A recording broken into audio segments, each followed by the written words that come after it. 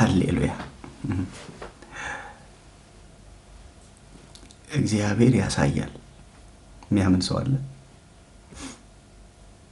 ነገን ያሳያል፣ ፍጻሜን ያሳያል፣ መጨረሻን ያሳያል፣ መደምደሚያን ያሳያል፣ እኛ ያላወቅነውን ነገር ያሳያል። ስትጮህ እገልጥልሃለሁ። በጩኸት የሚገለጥ መገለጥ አለ። ወደ እግዚአብሔር በመጮህ የሚመጣ መገለጥ አለ። ወደ እግዚአብሔር በመቅረብ የሚገለጥ የእግዚአብሔር እጅ አለ። ከችግሮቻችን በላይ የሆነ አሁን ካለንበት የግዞት አደባባይ በላይ የሆነ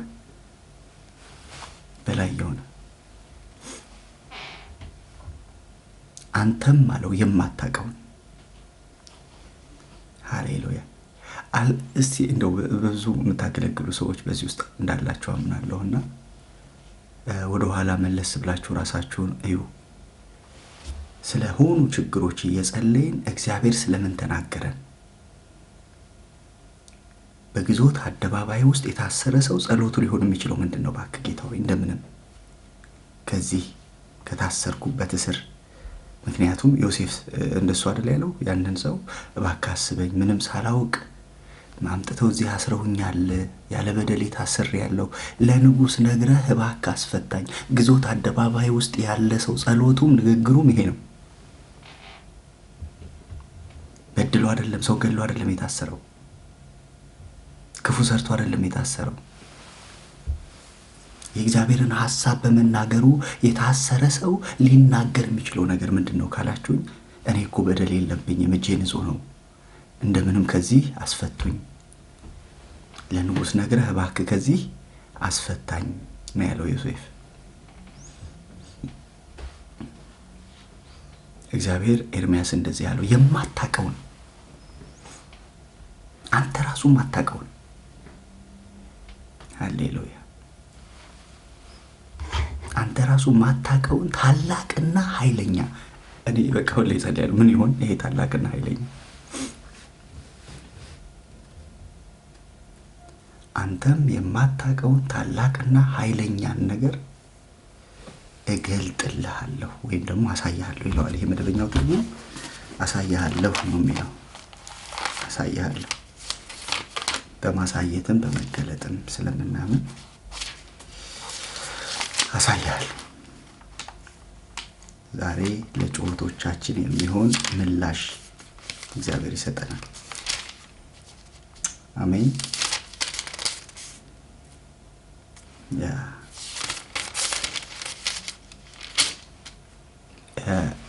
ትንቢተ ኤርሚያስ ምዕራፍ 33 ዜድ ምንም መልእክት ስለሌለኝ ነው። እሺ ዝም ያልኩሽ ተዋት። ስልክ ላይ ያው እንደምቸገር ታውቂያለሽ፣ ግን አሁን ጸልይልሻለሁ እንድትሄጂ። ኤርሚያስ ገና በግዞት ቤት አደባባይ ታስሮ ሳለ የእግዚአብሔር ቃል ሁለተኛ ጊዜ እንዲህ ሲል መጣለት። ሃሌሉያ። እንዲህ ሲል መጣለት። ለስንተኛ ጊዜ? ለሁለተኛ ጊዜ ታስሮ ሳለ ኤርሚያስ ገና በግዞት ቤት አደባባይ ታስሮ ሳለ። ወደ ኋላ መለስ ብላችሁ ታሪኮቹን አጥኑ። እንዴት እንደታሰረ፣ ምን አድርጎ እንደታሰረ፣ በምን ጉዳይ እንደታሰረ። ታስሮ ሳለ ለሁለተኛ ጊዜ በሆነ ችግር ውስጥ ነው ያለው። በራሱ አቅም ሊወጣበት የማይችልበት ጉድጓድ ውስጥ አስገብተውታል። የሆነ ቦታ ላይ ደግሞ አደባባይ ላይ ወስዶ አስረውታል። ወጥቶ መሄድ አይችልም። ለምን? ከሱ የበረታ ሰንሰለት እጁ ላይ አለ።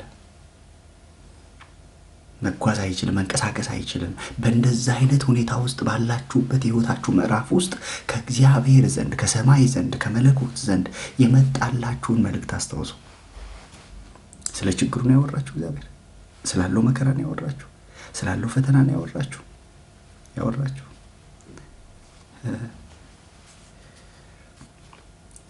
እግዚአብሔር ሲመጣ ካለንበት ነገር ያልፋል።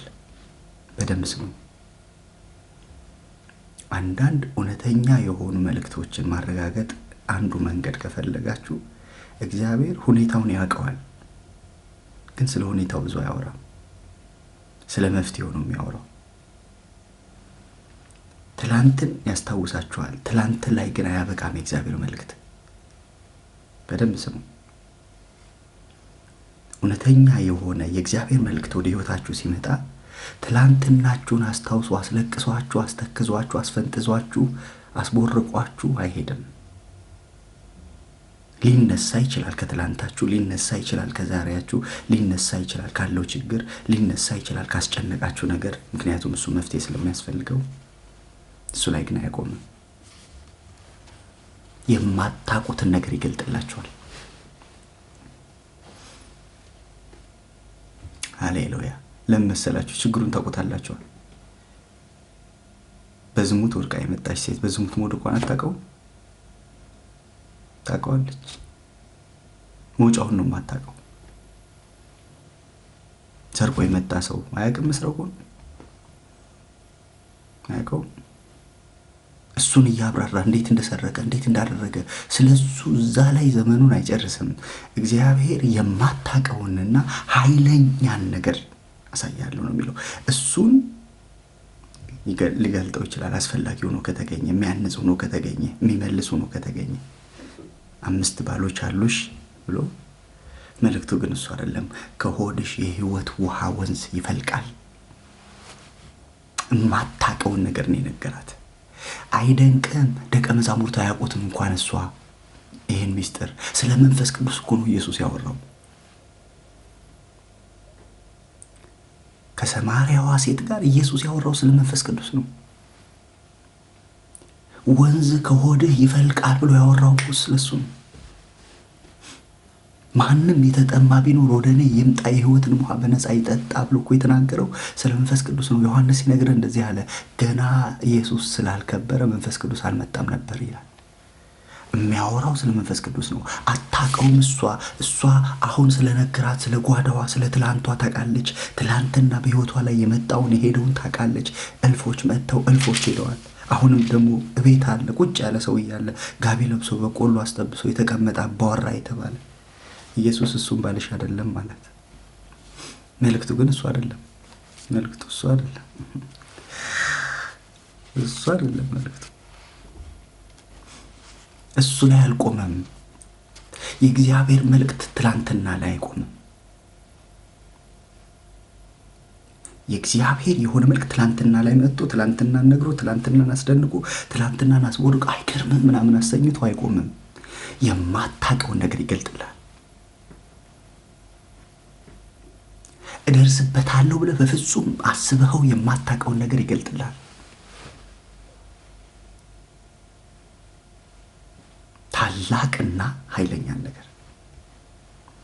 ሃሌሉያ። ብዙ ጊዜ የምንቸገረው ነገር ምንድነው መሰላችሁ? ያንን ታላቅና ኃይለኛን ነገር እግዚአብሔር የሚናገረውን ነገር እንዳንሰማ ችግሮቻችን ወይም ስለ ችግሮቻችን የሚነገሩት ነገሮች ናቸው የሚያጓጉን። ለምን? መውጫ ነው የምንፈልገው። አሁን ከገባንበት ጉድጓድ፣ አሁን ከገባንበት ግዞት አደባባይ፣ አሁን ከገባንበት ችግር፣ አሁን ከገባንበት መከራ፣ አሁን ካለን ፊት ለፊታችን ካለ የቤት ክራይ፣ ፊት ለፊታችን ካለ አስጨናቂ ነገር፣ ኑሮ የሆነ ነገር እንዴት ልውጣ፣ እንዴት ነው በቃ ከዚች የሚሾልከው? እሷን ነው መስማት የምንፈልገው። ስለዚህ ሌላው ትልቁ ነገር አንዳንዴ ሊያመልጠን ይችላል። እንደ ሰማርያዋ ሴት የህይወት ውሃ ወንዝ አምልጧታል። ምናልባት እሱ የሆነን ብላ ጠርታ ያመጣቻቸው ሰዎች ዝም በይ፣ አሁን የምናምን ስለ ቃልሽ ሳይሆን እርሱ በእውነት የእግዚአብሔር ልጅ ክርስቶስ ነው ቀደሟት። አይገርማችሁም? እሷ መስክራ ያመጣቻቸው ሰዎች እስቲል ነው እሷ ጓዳዋ ላይ ነች። አይገርምም? ነገረኝ እኮ ስማቸውን መንገር እኮ ነው የቀረው። 5 ብሎ በቁጥር እኮ ጠራቸው። እሱ ላይ ነች እሷ። ዋናው መልእክት አምልጧታል።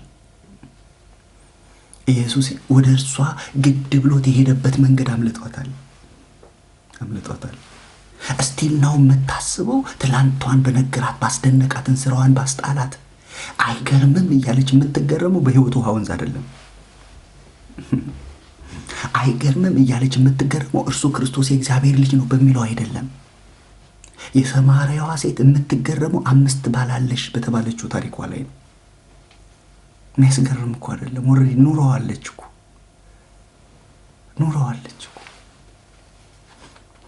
ግን ትገረማለች በሱ፣ ትደነቃለች በሱ። አሁንም ስትመሰክር ሰዎቹ በዛባቸው መሰለኝ። ሴትዮ አሏት። አሁን እሱን ያልሽውን ነገር ተይው፣ አሁን እሱ የምትይው ነገር በቅቶናል። እኛ ከዛ ያለፈ ነገር ገብቶናል። ታላቅና ኃይለኛ ነገር ገብቶናል። ጴጥሮስ በመገለጥ የገባው ነገር እኛ ገብቶናል። የሰማይ አባቱ ገልጦለት ነው ጴጥሮስ የገባው። አንተ የሕያው የእግዚአብሔር ልጅ ክርስቶስ ነው ያለው ጴጥሮስ በመገለጥ ታላቅ ነገር እግዚአብሔር ገልጦለት ነው። የሰማርያ ሰዎች እንደዚህ ይሆናል። እርሱ ክርስቶስ የእግዚአብሔር ልጅ እንደሆነ ገባን። እኛ ገብቶናል። እኛ ተረድቶናል። አሁን ስለምትናገረው ቃል አይደለም ምናምን ክርስቶስ የእግዚአብሔር ልጅ እንደሆነ ገብቶን እንጂ ምን እያልከን ነው? እንደው ምን እያልከን ነው ሁሉ የምትለው ብትሉኝ ታላቅና ኃይለኛ ነገር እንዲገለጥልን አሁን ካሉ በዙሪያችን እንድንሰማቸው ከምንፈልጋቸው አሉ። በቃ ያ እኔም እንደሱ ገጥሞኛል። ብዙ ጊዜ ማጋጥሞኛል። ቃል ልሰማ ፈልጌ የሄድኩት ሌላ ነው፣ እግዚአብሔር የሚናገረው ሌላ ነው። እቺን ነገር ቢናገር ይኖሩ ጉዳይ ይዘን ፋይል ይዘን በቃ እግዚአብሔር የተናገረ የሚመስለን እኛ ልብ ውስጥ ያለው ምን ፈልጋቸውን ነገሮች እንዲናገረን። እግዚአብሔር ግን ኤርምያስ እንደዚህ ያለው ወደ እኔ ጩህ፣ ወደ እኔ ጩህ። ስሙ እግዚአብሔር የሆነ ያደረገውም እግዚአብሔር ያጸናውም ዘንድ የሰራው እግዚአብሔር እንዲህ ይላል። አሜን አሜን አሜን አሜን አሜን አሜን። ስሙ እግዚአብሔር የሆነ ሃሌ ሃሌ ሃሌሉያ። ስሙ እግዚአብሔር የሆነ ያደረገው እግዚአብሔር ያጸናውም ዘንድ የሰራው እግዚአብሔር እንዲህ ይላል። ባለፈው ብያቸዋለሁ። እግዚአብሔር እንዲህ ይላል የሚለው ለእኔ አይቀልብኝም።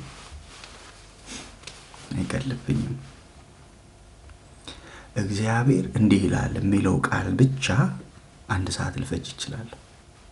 አቤት አቤት እግዚአብሔር! ያ ሰማይ ዙፋኑ ምድር የእግሩ መረገጫ የሆነ ውሆችን በፍኙ የሰፈረ ሰማይን በስንዝሩ የለካ ትልቁ እግዚአብሔር እንዲህ ይላል ብሎ ከአንድ ምስኪን ከአንድ ምንም እዚህ ግባ የማይባል ሰው ጋር ሊያወራ ሲመጣ ቀላል አይመስላችሁ? አንዱ የእግዚአብሔር ትልቁ ባህሪም እንደሆነ ታውቃላችሁ። እግዚአብሔር ትልቅ ነው፣ ግን ማንንም አይንቅም።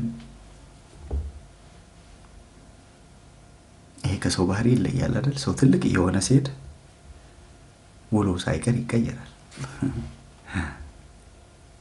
አይደል? ገበያችን ነው ውሏችንን የሚቀይረው።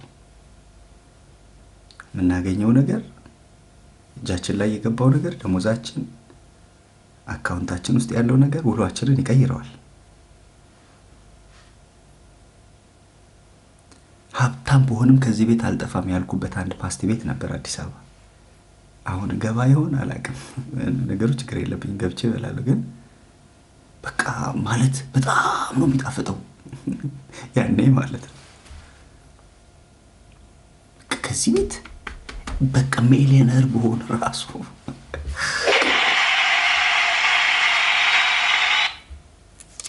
እልፍ አላፍ ብር ቢኖርኝ ራሱ ከዚህ ቤት አልጠፋም ያልኩበት ፓስቲ ቤት ነበረ፣ ፓስታ በእንጀራ የሚሸጥበት።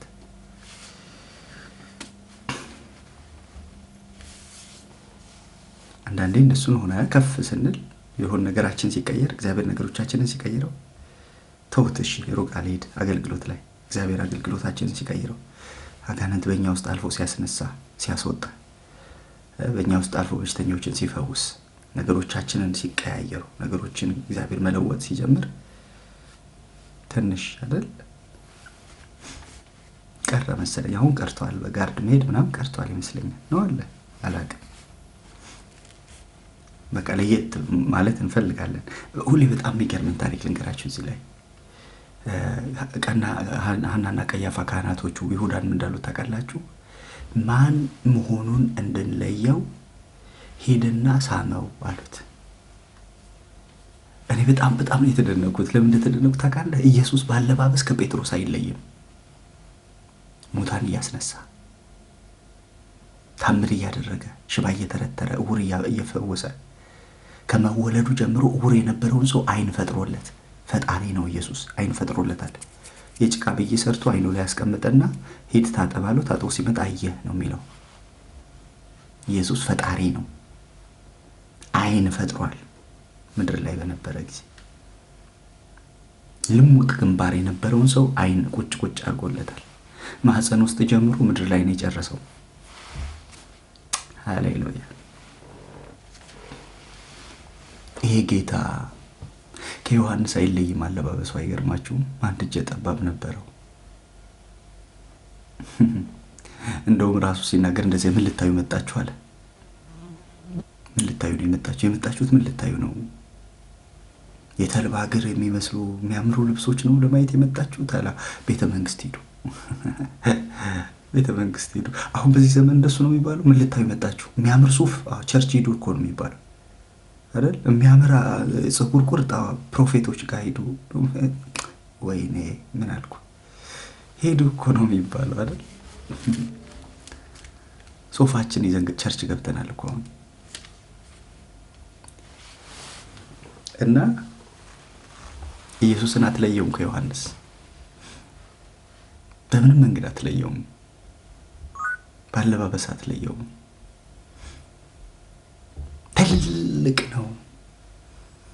ግን ቀራጮች ቤት ታገኘዋለህ፣ ዘኪዮስ ቤት ታገኘዋለህ፣ ለምጻሙ ስምዖን ቤት ታገኘዋለህ። ከኃጢአተኞች ጋር አንዱ ኢየሱስ ይከሰስበት የነበረ ከኃጢአተኞችና ከቀራጮች ጋር ይውላል የሚል ነው ክሱ።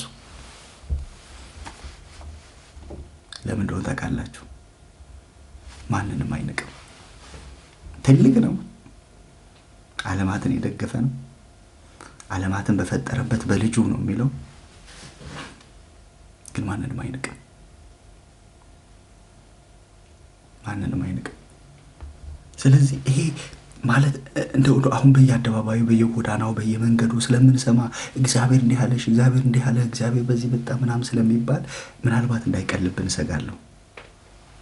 በጣም ትልቅ ድምፅ ነው። ወደ ኤርሚያስ እየመጣ ያለ፣ ወደ ነገው የሚያሻግር፣ ወደ ፍጻሜው የሚያደርስ፣ እርሱ ያላወቀውን ነገር እንዲያሳውቀው የሚያደርግ ሕያው የሆነ የመለኮት ድምፅ ነው እየመጣለት ያለው። እግዚአብሔር እንዲህ ይላል። እግዚአብሔር እንዲህ ይላል። መጀመሪያችሁን እስኪ አስቡ። እግዚአብሔር እንዲህ ይላል የሚለው ድምፅ አምጥቶ በሕይወታችሁ የፈጸመው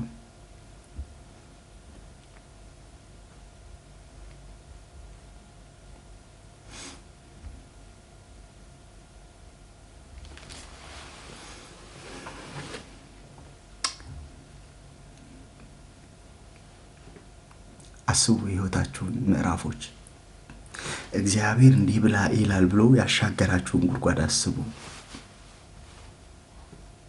መልካም መስሎ የሆነ ያማረ መስሎ የተስተካከለ መስሎ ልትሄድ ስትል ወጥመድ ነው ብሎ ያስመለጠህን መንገድ አስበው።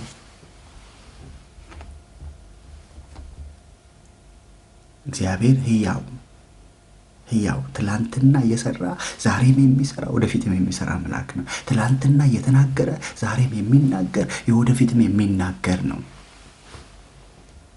ሃሌሉያ ስሙ ይባረክ።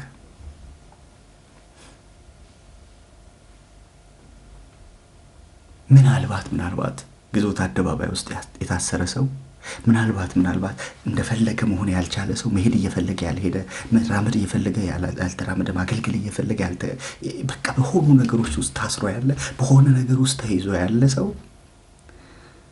መገለጥ ነው እግዚአብሔር ያወራው። ገልጥልሃለሁ ካለበት ችግር አወጣለሁ አይደለም ያለው። ያለውን እጅ ላይ ያለውን ሰንሰለት በጥሰዋለሁ አይደለም ያለው። እገልጥልሃለሁ። ገና ስለ ነገ እግዚአብሔር ሊያወራው ፈለገ። ገና ከ31ኛው ምዕራፍ ወደ 51ኛው ምዕራፍ ሊያደርሰው እግዚአብሔር ፈለገ። ስለ ሀገራት ሊያወራው ፈለገ። ስለ ዓለማት ሊያወራው ፈለገ። ስለሚመጣው ዘመን ሊያወራው ፈለገ። ስለዛች ትንሽ ሀገር ተበትና የነበረች ሀገር ስለመሰብሰቧ ሊያወራው ፈለገ። ያች ሀገር ተበትና እንደገና ሕያው ትሆናለች።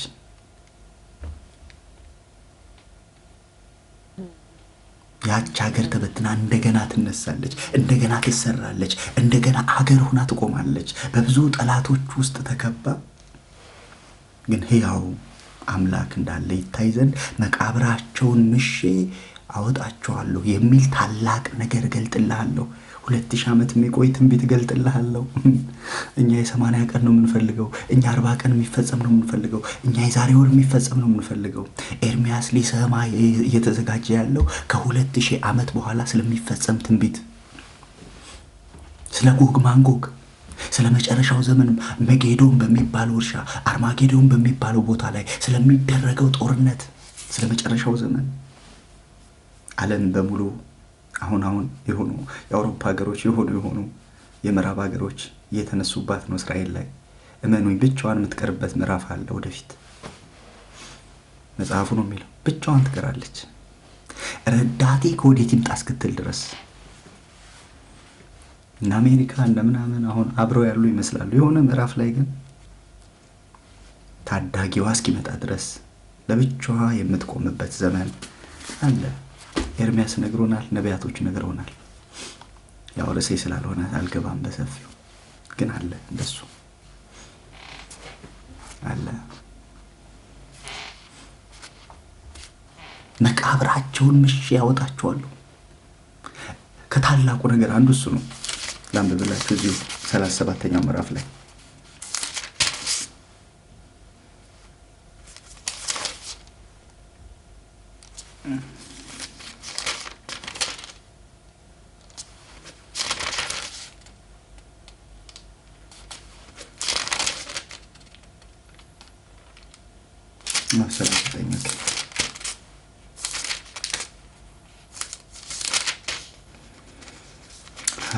ሃሌሉያ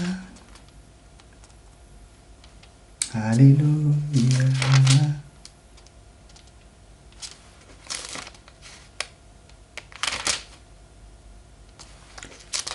ሊጠፋብኝ ነው እንዴ?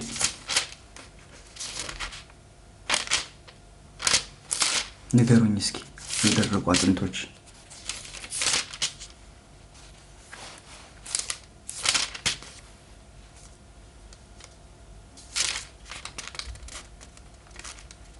ምዕራፍ ስንት ነው? ስለደረቁ አጥንቶች ሰብኬዋለሁ እኮ የዛሬ ወር 37 እኮ 37 ገለጥኩት። መጽሐፌ ነው ወይስ ኤርሚያስ? ልክ ነኝ 37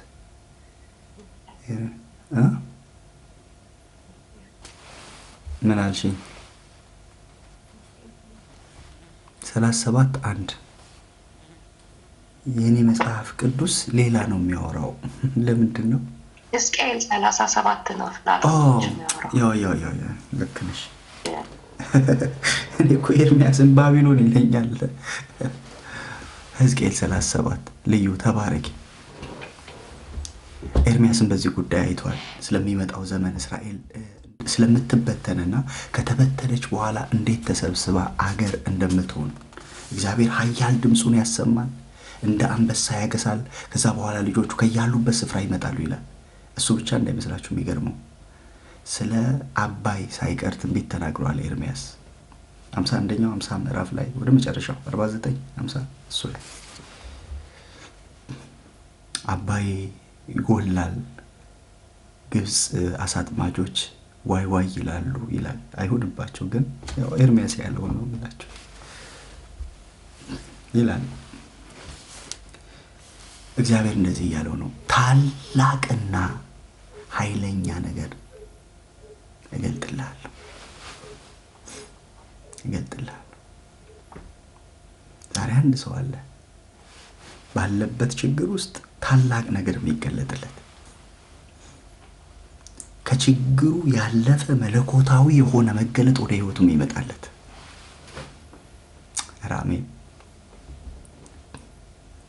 ጸልይ ብትሉ እስኪ ስለ ራስህ ጸልይ ብትሉት ኤርሚያስ ዮሴፍ ያለውን ሊል ይችላል።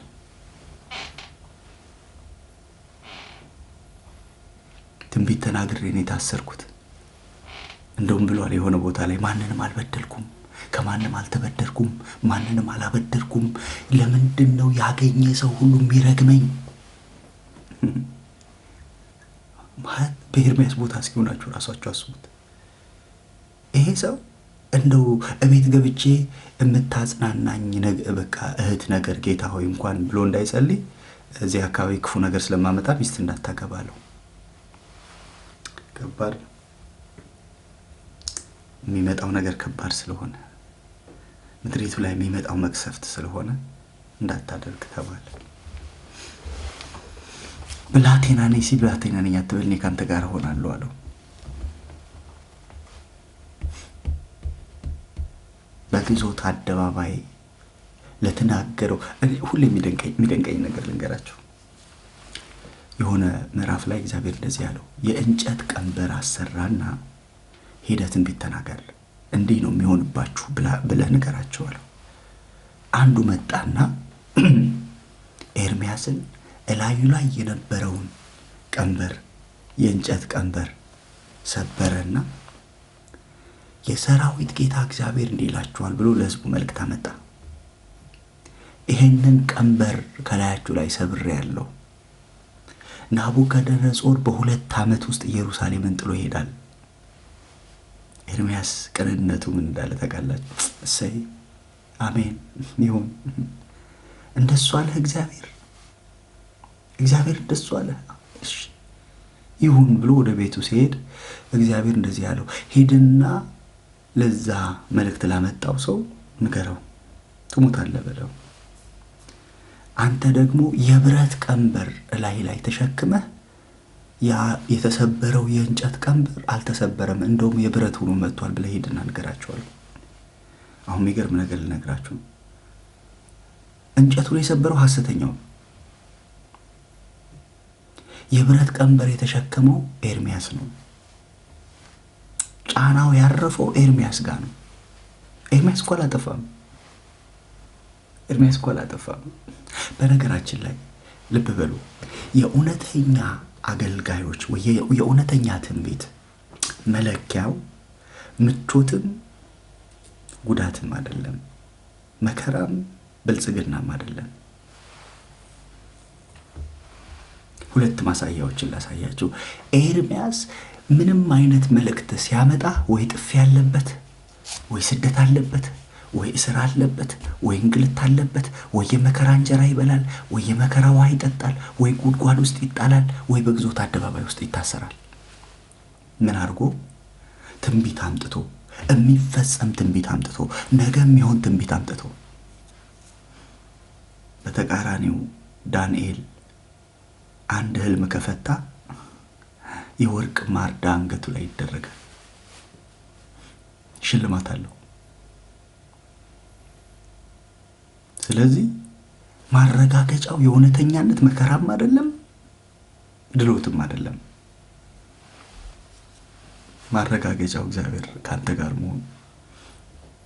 ምክንያቱም አንዳንድ ሰዎች ሊያረጋግጡት የሚፈልጉት በምቾቱ ነው። ኧረ በስመ አብ ሆኖለት እንደዚህ ሆኖ ምናምን ይላል። እሱ አይደለም። ኤርምያስ ለዚህ ማሳያ ነው። ተንብዮ ጥፊ ተቀብሏል። ሌላኛው ደግሞ ተንብዮ ሊሸለም ይችላል። ገብቷቸዋል። ከፍ ሊል ይችላል። የተናገረው ነገር ሆኖ ሰዎች እግዚአብሔር ሊያመሰግኑ ይችላሉ። አንዳንዱ ደግሞ ሰዎች ከሚያስቡት ተቃራኒ ውጭ የሆነ ነገር፣ ከአእምሮ በላይ የሆነ ነገር ሊናገር ይችላል እግዚአብሔር ከገለጠለት።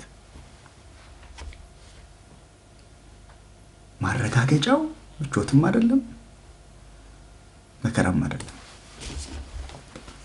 ስለዚህ እግዚአብሔር በኤርምያስ ላይ ያስቀመጠው አጀንዳ ስላለ፣ የሚቀጥል አጀንዳ ስላለ፣ የሚሄድ አጀንዳ ስላለ፣ ወደ ፍጻሜ የሚደርስ አጀንዳ ስላለ ገና አለው እገልጥልሃለሁ። ዛሬ ልባርካችሁ፣ እግዚአብሔር ይግለጥላችሁ። ሃሌሉያ። ያዕቆብ ሚስቶቹን ጠራቸው፣ ራሔልና ሊያን ወደ ሜዳ ጠራቸውና እንደዚህ አላቸው፣ አባታችሁ ባዶ እጄን ሊሰደኝ ወዶ ነበረ አላቸው። ላባን ታውቁታላችሁ፣ አባታችሁን ታውቁታላችሁ፣ እንዴት አድርጎ እንዳታለኝ በትላንትና ህይወት ላይ ታውቁታላችሁ። አዎ ባዶ እጄን እኮ ሊሰደኝ ነበር እና እነዚህን ሁሉ በጎች እንዴት አገኘ ብለው ጠየቁት። የአባቶቼ አምላክ እግዚአብሔር በሌሊት ተገለጠልኛል። አሜን። ይገለጥላችሁ በኢየሱስ። የምታውቁትን አይደለም የማታውቁትን ነገር ሊያወራችሁ ይገለጥላችሁ። ነጋችሁን ሊያወራችሁ ይገለጥላችሁ። ተገለጠልኛል። 20 ዓመት በግ ጠብቆ በጎች እንዴት ሸመልመሌ እንደሚወልዱ አያውቅም። እንዴት ንቁጣ እንደሚወልዱ አያውቅም። እግዚአብሔር በሌሊቱ መጣ፣ በመገለጥ መጣ። ሃሌሉያ። ለዚህ ነው መገለጥን ወደው ተገለጠልኛል። ሌሊቴ ላይ አምላክ ተገለጠ። ጨለማዬ ላይ አምላክ ተገለጠ። ቋጠሮዬ ላይ አምላክ ተገለጠ። ነገሮች ከብደውብኝ ምን ማድረግ እንዳለብኝ በማላውቅበት ባዶ እጄን ሊሰደኝ በተዘጋጀበት ምዕራፍ ላይ ተገለጠልኝ። ምን አሳየ? እጄ ላይ ያለውን በትር እሱን ሸመልመሌ ያርገዋልኝ። በጎች ሁሉ አለ ሸመልመሌ ወለዱ አለ። እንዴት መታደል! ሰማይ ሲገለጥልህ እንዴት መታደል! አንዳንዴ እኮ ሲገለጥ መገለጡ ሲመጣ እዛው ጥብርያዶስ ሩቅ ቦታ ሳትሄድ የለፋበት ጥብርያዶስ ውስጥ አሳዎች አሉ።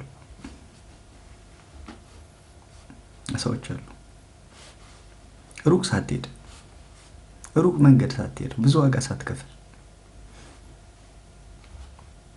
ምናልባት አሳዎቹን የሚያስገኛቸው ቃል ጥቂት ወደ ጥልቁ ፈቀቅ ብለህ መረብህን በቀኝ በኩል ጣል የሚለው የኢየሱስ ቃል ተፈጥረው አይደለም። አሳዎቹ ነበሩ እዛው ባህር ላይ ባጡት ባህር ላይ እዛው ነበሩ።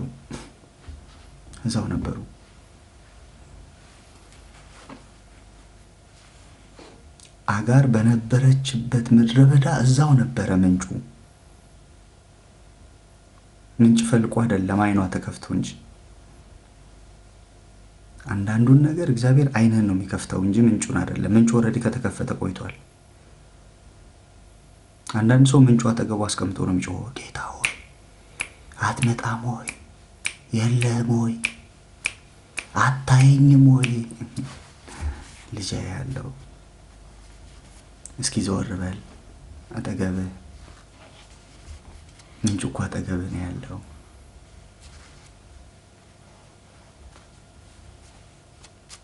ለየልኝ ጌታ ሆይ። ስለዚህ አንዳንዶቻችን ምንጫችን አጠገባችን ነው ያለው፣ ሩቅ አይደለም። አጠገቧ ነው ያለው፣ ምንጩ አጠገቧ ነው ያለው። የሚያስፈልጋት ምንጭ ሳይሆን መገለጥ። ሃሌሉያ። የሚያስፈልጋት ከምንጩ ጋር የሚያገናኝ መልአክ። አብርሃም እንዳለ አካሄዴን በፊቱ ያደረግኩለት እግዚአብሔር እርሱ ከፊትህ የሚወጣ መልአክ ይልክልሃል። መልአክ ይወጣል ከፊትህ። በነገራችን ላይ መላእክቶች እግዚአብሔርን በሚፈሩ ሰዎች ዙሪያ ይሰፍራሉ። አገልጋዮቻቸው ናቸው። ገብቷቸዋል። ብዙ ጽንፎች አሉ። እኛም ቤት በቃ መልአክ ሲባል ኧረ በስመ አብ ትዝ የሚለን የሆኑ ስዕሎች ምናምን እንደሱ አይደለም። መላእክቶች እግዚአብሔርን ከሚያገለግሉ ጋር አብረው የሚያገለግሉ አገልጋዮች ናቸው። ችግሩ ምንድነው?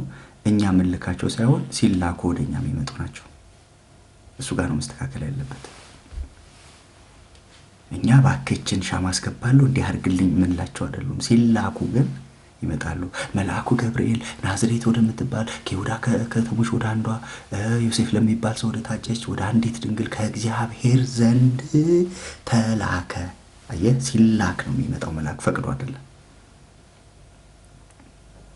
ዘጸአት 21:22 ላይ እንደዚህ ይላቸዋል፣ እኔ መልአኬን በፊትህ እልካለሁ። እግዚአብሔር ነው የሚልከው። ሲላክ ነው የሚመጣው መልአክ። ስሙ ራሱ መልአክ አይደል? መልአክ የተላከ ማለት አይደል? ሲላክ ነው የሚመጣው። እኛ የምንልክበትም ቋንቋ የለንም። እግዚአብሔር ሲልከው ግን ወደኛ ይመጣል። ምን ሊያደርግ? መንገድን ሊያቀና፣ ምን ሊያደርግ? ጎዳናን ሊያስተካክል፣ ምን ሊያደርግ? ሊያግዘን፣ ምን ሊያደርግ? ከእግዚአብሔር ሐሳብ ጋር ሊያገናኘን። ብዙ በሕይወታችን አላስተዋልናቸው ይሆናል አላቅም፣ ግን ብዙ የመላእክቶች እርዳታ ከእግዚአብሔር ተልከው መጥተው ሲታደጉ ሲናጠቁ በሕይወታችን ውስጥ ያገለገሉ መላእክቶች ይኖራሉ። ከከባድ ችግር ጎትተው ያወጡን፣ ከሚነድ የእቶን እሳት ቶሎ በል ብለው ልክ ሎጥን አቻኩለው እንዳወጡት አቻኩለው ከሆኑ ሁኔታዎች ላይ ያወጡን መላእክቶች አሉ።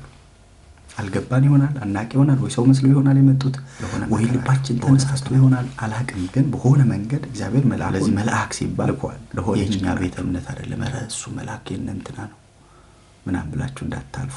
እግዚአብሔር መልአክን ይልካል። መልአኬን በፊትህ እልካለሁ ብሎ እግዚአብሔር ቃል ይናገራል። መልአኩን በሰዎች ፊት በተያዙባቸው እግዚአብሔር ወደ ጴጥሮስ መልአክ ልኳል። ጎኑን መትቶ አነቃው፣ ተከተለው። ህልም እየመሰለው የሚያየው ነገር ሁሉ ህልም ነበር የሚመስለው። አዲስ ኪዳን ነው የማወራችሁ። ሐዋርያት ሥራ ላይ መልአክ ተልኳል። ታስረው እያሉ ሄዶ መላእክቶች አስፈቷቸውና ሄዱ፣ ስለዚህ ስም ስበኩ ተብለው ተላኩ። ስለዚህ እግዚአብሔር ሲልካቸው ተልከው የሚመጡ መላእክቶች ናቸው። አገልጋዮቹን የእሳት ነበልባል፣ መላእክቱን መናፍስት የሚያደርግ እግዚአብሔር መልአኩን በልጆቹ ፊት ይልካል። በተለይ በወንጌል አገልግሎት ስትሰማሩ ይወጣሉ፣ አብረዋቸው ያገለግላሉ።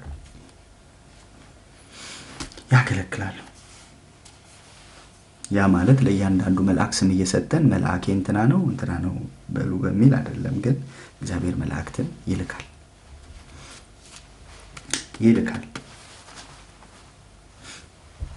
እገልጥልሃለሁ። ሃሌሉያ።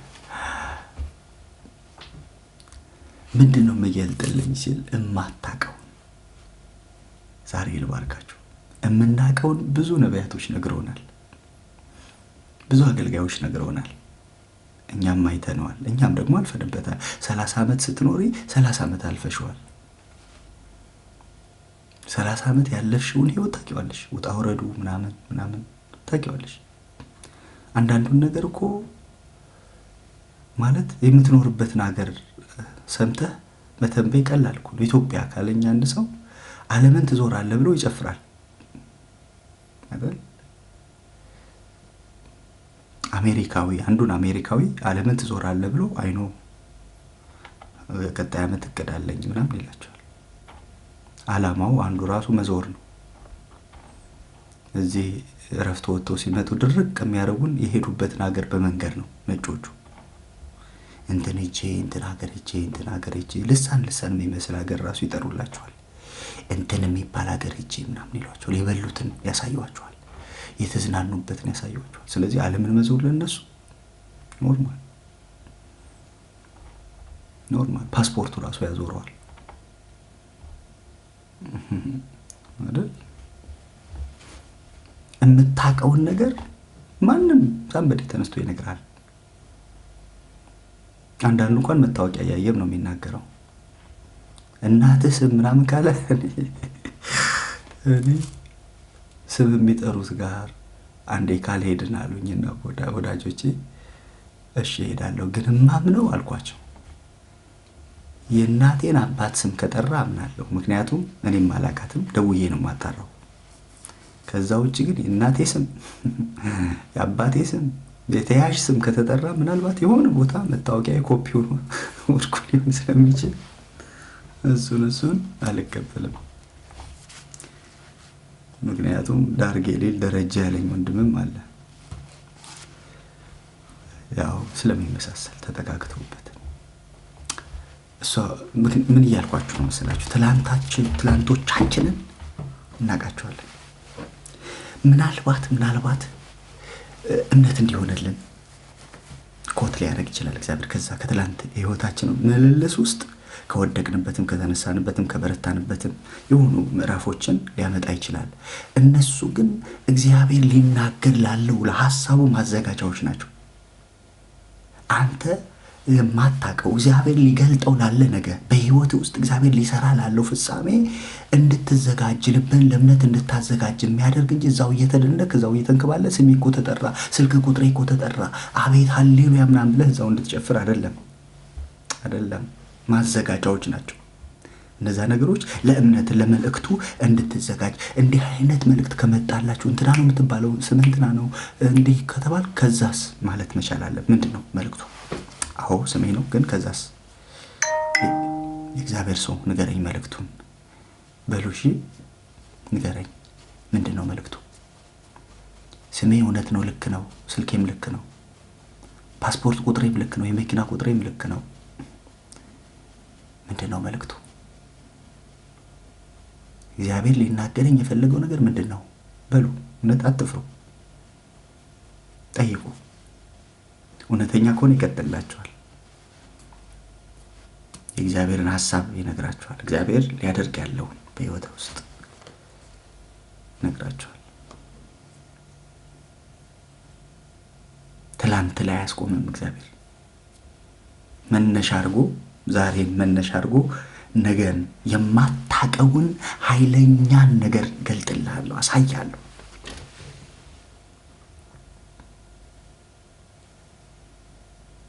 ስሙ ይባረክ። ሃሌሉያ።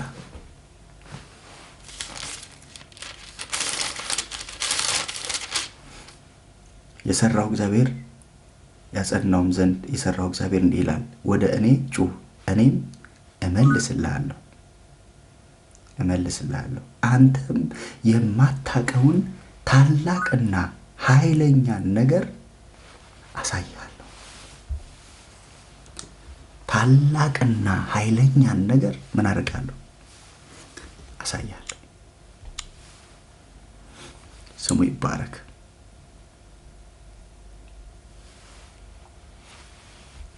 ካላችሁበት ችግር ያለፈን ነገር እግዚአብሔር ይገልጥላችኋል። ካላችሁበት ፈተና ካላችሁበት በቃ ሁላችን አለ አይደል? አለን እኮ አጀንዳ አለን እኮ የምንጸልይበት ጉዳይ አለን እኮ እግዚአብሔር እንዲመልስልን የምንፈልገው አለን እኮ የሚያስለቅስ አለን እኮ የሚያስተክስ ጌታ ሆይ የምንልበት ጉዳይ እኮ ሁላችንም አለን። እግዚአብሔር ሲመጣ ግን ካለን አጀንዳ ይበልጣል።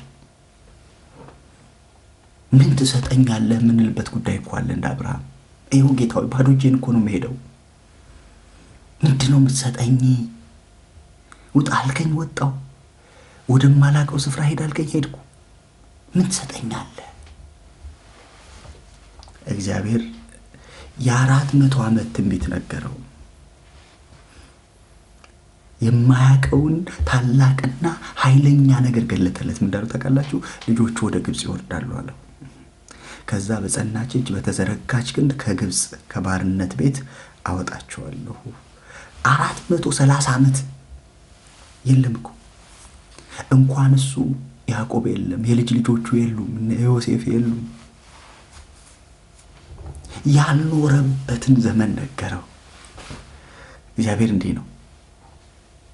ሃሌሉያ።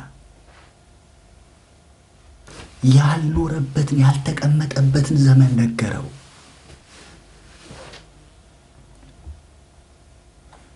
እሱ እንዲነገረው የሚፈልገው ስለ ልጅ ጌታ ሆይ ልጅ ሰጠኛለህ፣ ይሄ ኤሌዘር ሊወርሰኝ ነው፣ እባክህ ተናገረኝ ጌታ ሆይ፣ በዚህ ጉዳይ ጌታ ሆይ ምን ትላለህ? ይሄው ስንት ዘመን ይሄው ጊዜ አለፈ። እግዚአብሔር መጣና እሱ አይደለም ገና የሚመጣ ዘመን ሩቅ ዘመን። ያዕቆብ ከዚህ የተማረ ይመስለኛል። ቅድመታችን መዝሙር ስትከፍተው ነበረ። ኑ ተሰብሰቡ ልጆቼ ተሰብሰቡ አላቸው። ምን እንዳላቸው ታውቃለህ? ዘፍጥረት 49 ላይ ስለሚመጣው ዘመን ልንገራችሁ አለ። አንተ እንዴት አይነት የተባረከ አባት ነው! ያለኝን ሀብት ላከፋፍላችሁ አላላቸው። እጄ ላይ ያለችዋን ነገር ጥቂት ልስጣችሁ አላላቸው። አንድ አለ፣ ከእግዚአብሔር ያለኝ አንድ ነገር አለ፣ ቃል አለኝ፣ መገለጥ አለኝ፣ ትንቢት አለኝ፣ እሱን ልስጣችሁ፣ ለሚመጣው ዘመን የሚጠቅማችሁን ቃል ልስጣችሁ አላቸው። ሃሌሉያ ጂዛስ! እንዴት መታደል ነው! እንዴት መታደል ነው ከኢየሱስ ጋር መኖር። ያዕቆብም ይላል ልጆቹን ጠርቶ እንዲህ አላቸው፣ በኋለኛው ዘመን የሚያገኛችሁን እንድነግራችሁ ተሰብሰቡ። አንተ ምን አይነት አባት ነው? ምን አይነት አባት? ኧረ አሜን። ምን አይነት አይኑ የተከፈተ ሰው ነው? አሁን እኮ አይደለም፣ ዛሬን እኮ አይደለም የሚላቸው፣ በኋለኛው ዘመን፣ በሚመጣው ዘመን፣ በኋለኛው ዘመን፣ በመጨረሻው ዘመን የሚገጥማችሁ ነገር ነው ልንገራችሁ። አንተ ልታልፍ ትችላለህ። ይሄ ቃል ግን ልጆች ላይ ይሰራል። እናንተ ላትኖሩ ትችላላችሁ። የልጅ ልጆቻችሁ ግን ያገኙታል ይሄንን ቃል።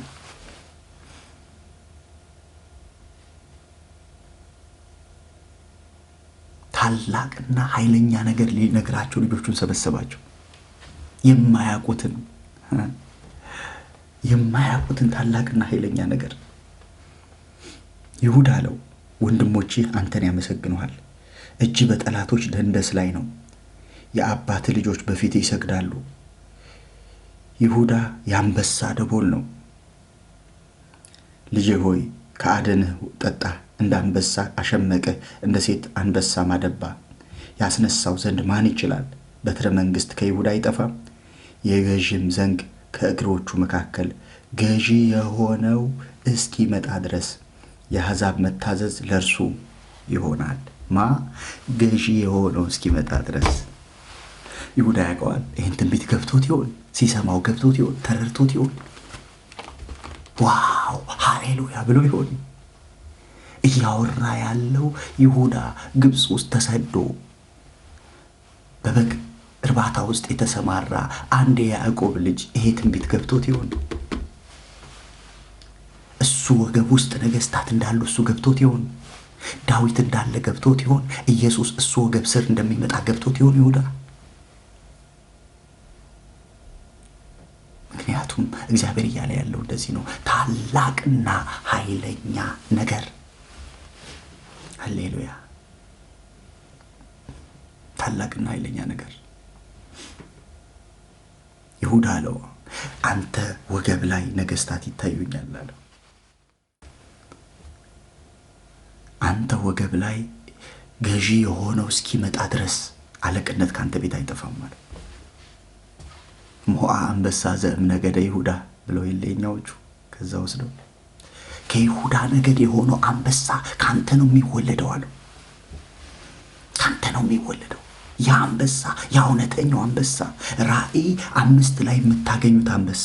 አታልቅስ፣ የይሁዳ ነገድ የሆነው አንበሳ፣ የዳዊት ስር የይሁዳ ነገድ የሆነው አንበሳ፣ እርሱ 7ቱን ማኅተም ይፈታ ዘንድ 7ቱንም መጽሐፍት ይመለከት ዘንድ ድል ነስቷል አለኝ።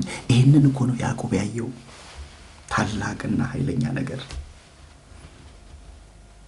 የሚመጣውን ዘመን የኋለኛውን ዘመን አየው። አይገርምም? የይሁዳን አንበሳ አየው።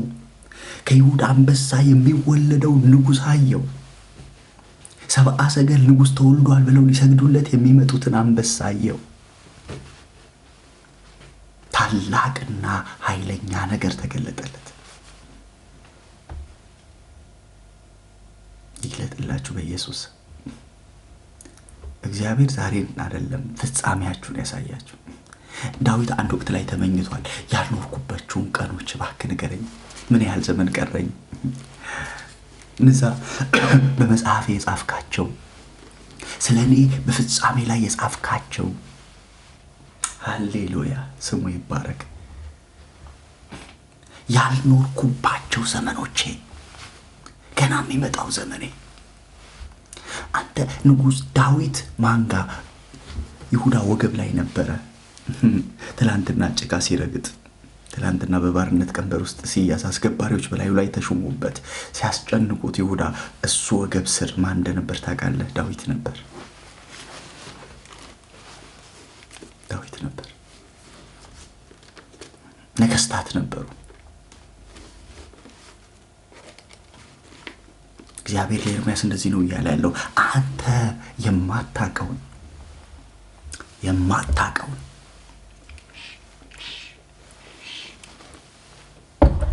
ታላቅና ኃይለኛ ነገር ምን አደርጋለሁ?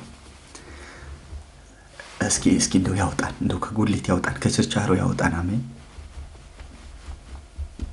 ከሆኑ ነገሮች ያውጣን ጌታ። ያላወቅነውን ታላቁን ነገር ይግለጥልን። ያልደረስንበትን ነጋችንን ያሳየን። ያልኖርንበትን ልንሰራው በእኛ እግዚአብሔር ሊሰራው በልጆቻችን በልጅ ልጆቻችን ሊሰራው ያለውን ነገር ይግለጥልን። ታላቅና ኃይለኛ ነገር አሳያለሁ፣ ገልጥልሃለሁ።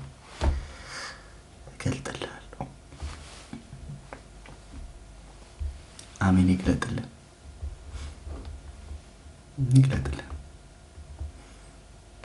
የሆኑ መልእክቶች አልሰለቻችሁም? የሆኑ ነገሮች ያደክማሉ። እኛም እናውቀዋለን፣ ሰፈራችንም ያውቀዋል፣ ጎረቤቶቻችንም ያውቁታል፣ ዘመዶቻችንም ያውቁታል። ችግራችን ይታወቃል። ስለሱ መስማት አልደከማችሁም? ዛሬ ሌላ መስማት ይሆነልን። የማናውቀውን ታላቅና ኃይለኛ ነገር መስማት ይሆነልን። በእውነት ይሆነልን። እኔ አንዴ ከት ብዬ ሳኩበት ጊዜ ጌታ ሆይ ልታጽናና ይፈልገ ነው ልታጽናና ይፈልገ ነው ያልኩበት ጊዜ አለ። ያለሁበት ችግርና እግዚአብሔር በዛ ቀን የተናገረው ነገር አይገናኝም። ምናልባት አሁንም አልደረስኩበትም፣ ግን እንደው ጥቂቱ የሆነ እጅ የምታክል ደመና እያየሁ ነው። ያኔ ግን በስመ አብ ተውት። እንደ ማን ናቸው ብቻ የሆነ አዘቅት ውስጥ የሆነ እንትን ውስጥ በቃ በራስ ፈቃድ ልትወጣው ማትችልበት ነገር ውስጥ ሆነ፣ ወይም ደግሞ በቃ ጥሩ ቃል ነው የቅድሙ ግዞት አደባባይ ላይ ሆነ እግዚአብሔር ስለ መጪው ዘመን ሲያወራ እንዲያረጋለሁ ሲል ኦኬ በቃ አዝኛለሁ ማለት ነው። በጣም አዝኛለሁ ማለት ነው። ጌታ ሊያጽናናኝ ፈልጎ ነው። ልቤን ሊደግፍ ፈልጎ ነው። አይገናኝማ። እንደው ቢናገር ምን በዛን ሰዓት አንድ ሰው አስነሳለ አሳሰበኝ ብሎ 300 ብር ይዞ በፊት ይመጣል። ምናልባት የጠበቁት መልእክት እሱ ይሆናል። በፊት 300 ብር ይዞ ሲመጣ ይታየኛል።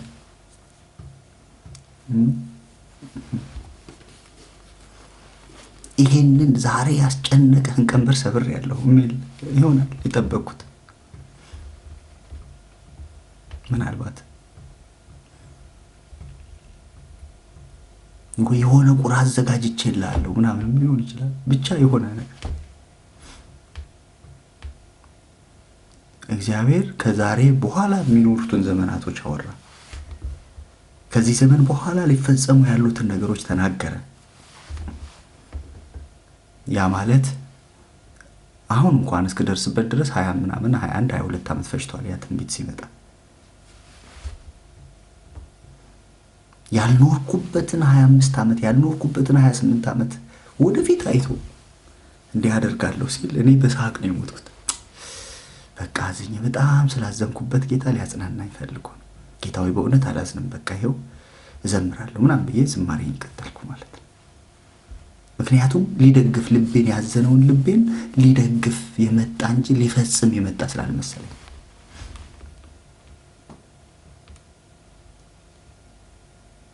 እንደውም አስታውሳለሁ ያ ወንድም የምትወርድበት ኤርፖርት አለ።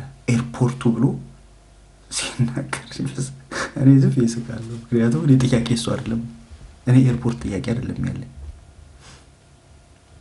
የዕለት እንጀራ ነው ጥያቄ። የሆነ ለዕለት የሚያስፈልገኝ ነገር ነው ጥያቄ።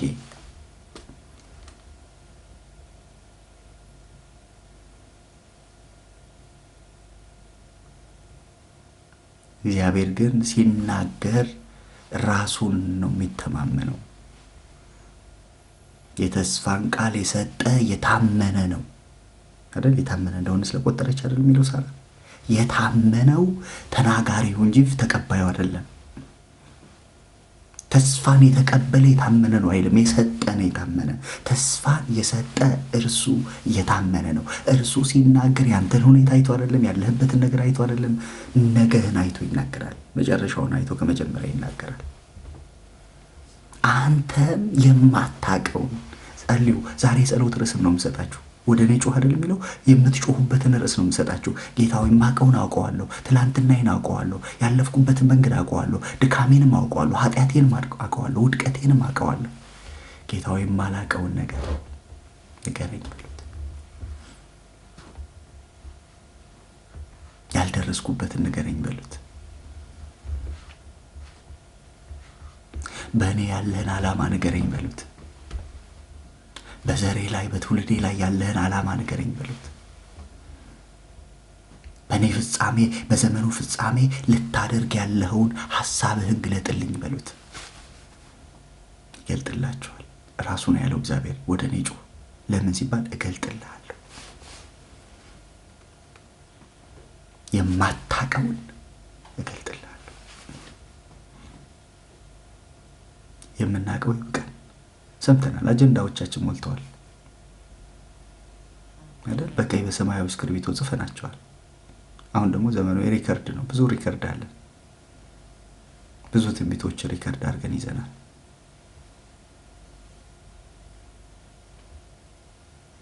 የምናውቃቸውን ከምናውቀው በላይ ሰምተናል።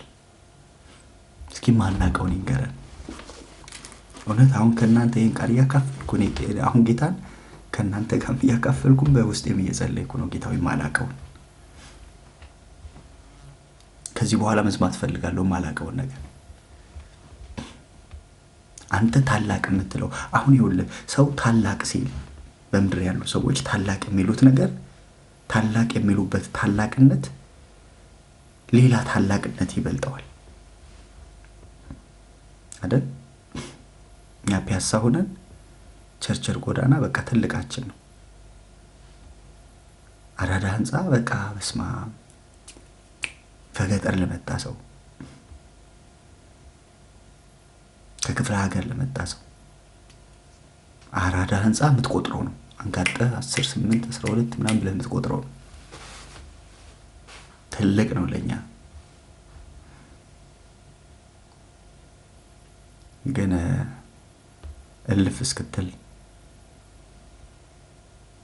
የሆኑ ሀገሮች እልፍ እስክትል ከትልቅ ከፍ ካለው በላይ ሌላ ከፍ ያለ አለ አይደል የሚለው? ሌላ አለ ከፍ ያለ ትልቅ የሚባል ሌላ ትልቅ አለ። ከቸርችል ጎዳና የሚተልቁ ትልልቅ መንገዶች አሉ በየሀገሩ።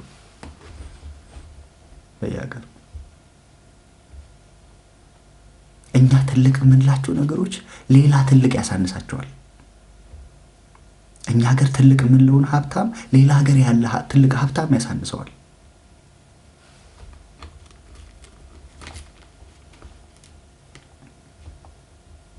እኛ ትልቅ የምንለውን ባለጠጋ ሌላ ባለጠጋ ሰው ሲገኝ አጠገቡ ሲሆን ያንሳል።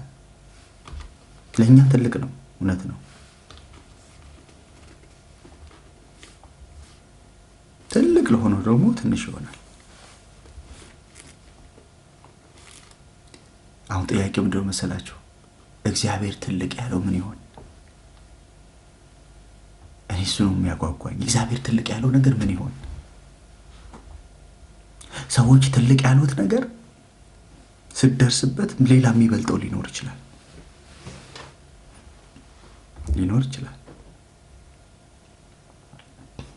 ግን እግዚአብሔር ትልቅ ካለው ትልቅ ነገር አደርግልሃለሁ ካለ ተናጋሪው እግዚአብሔር ከሆነ እግዚአብሔር ትልቅ ያለው ነገር ምን ይሆን?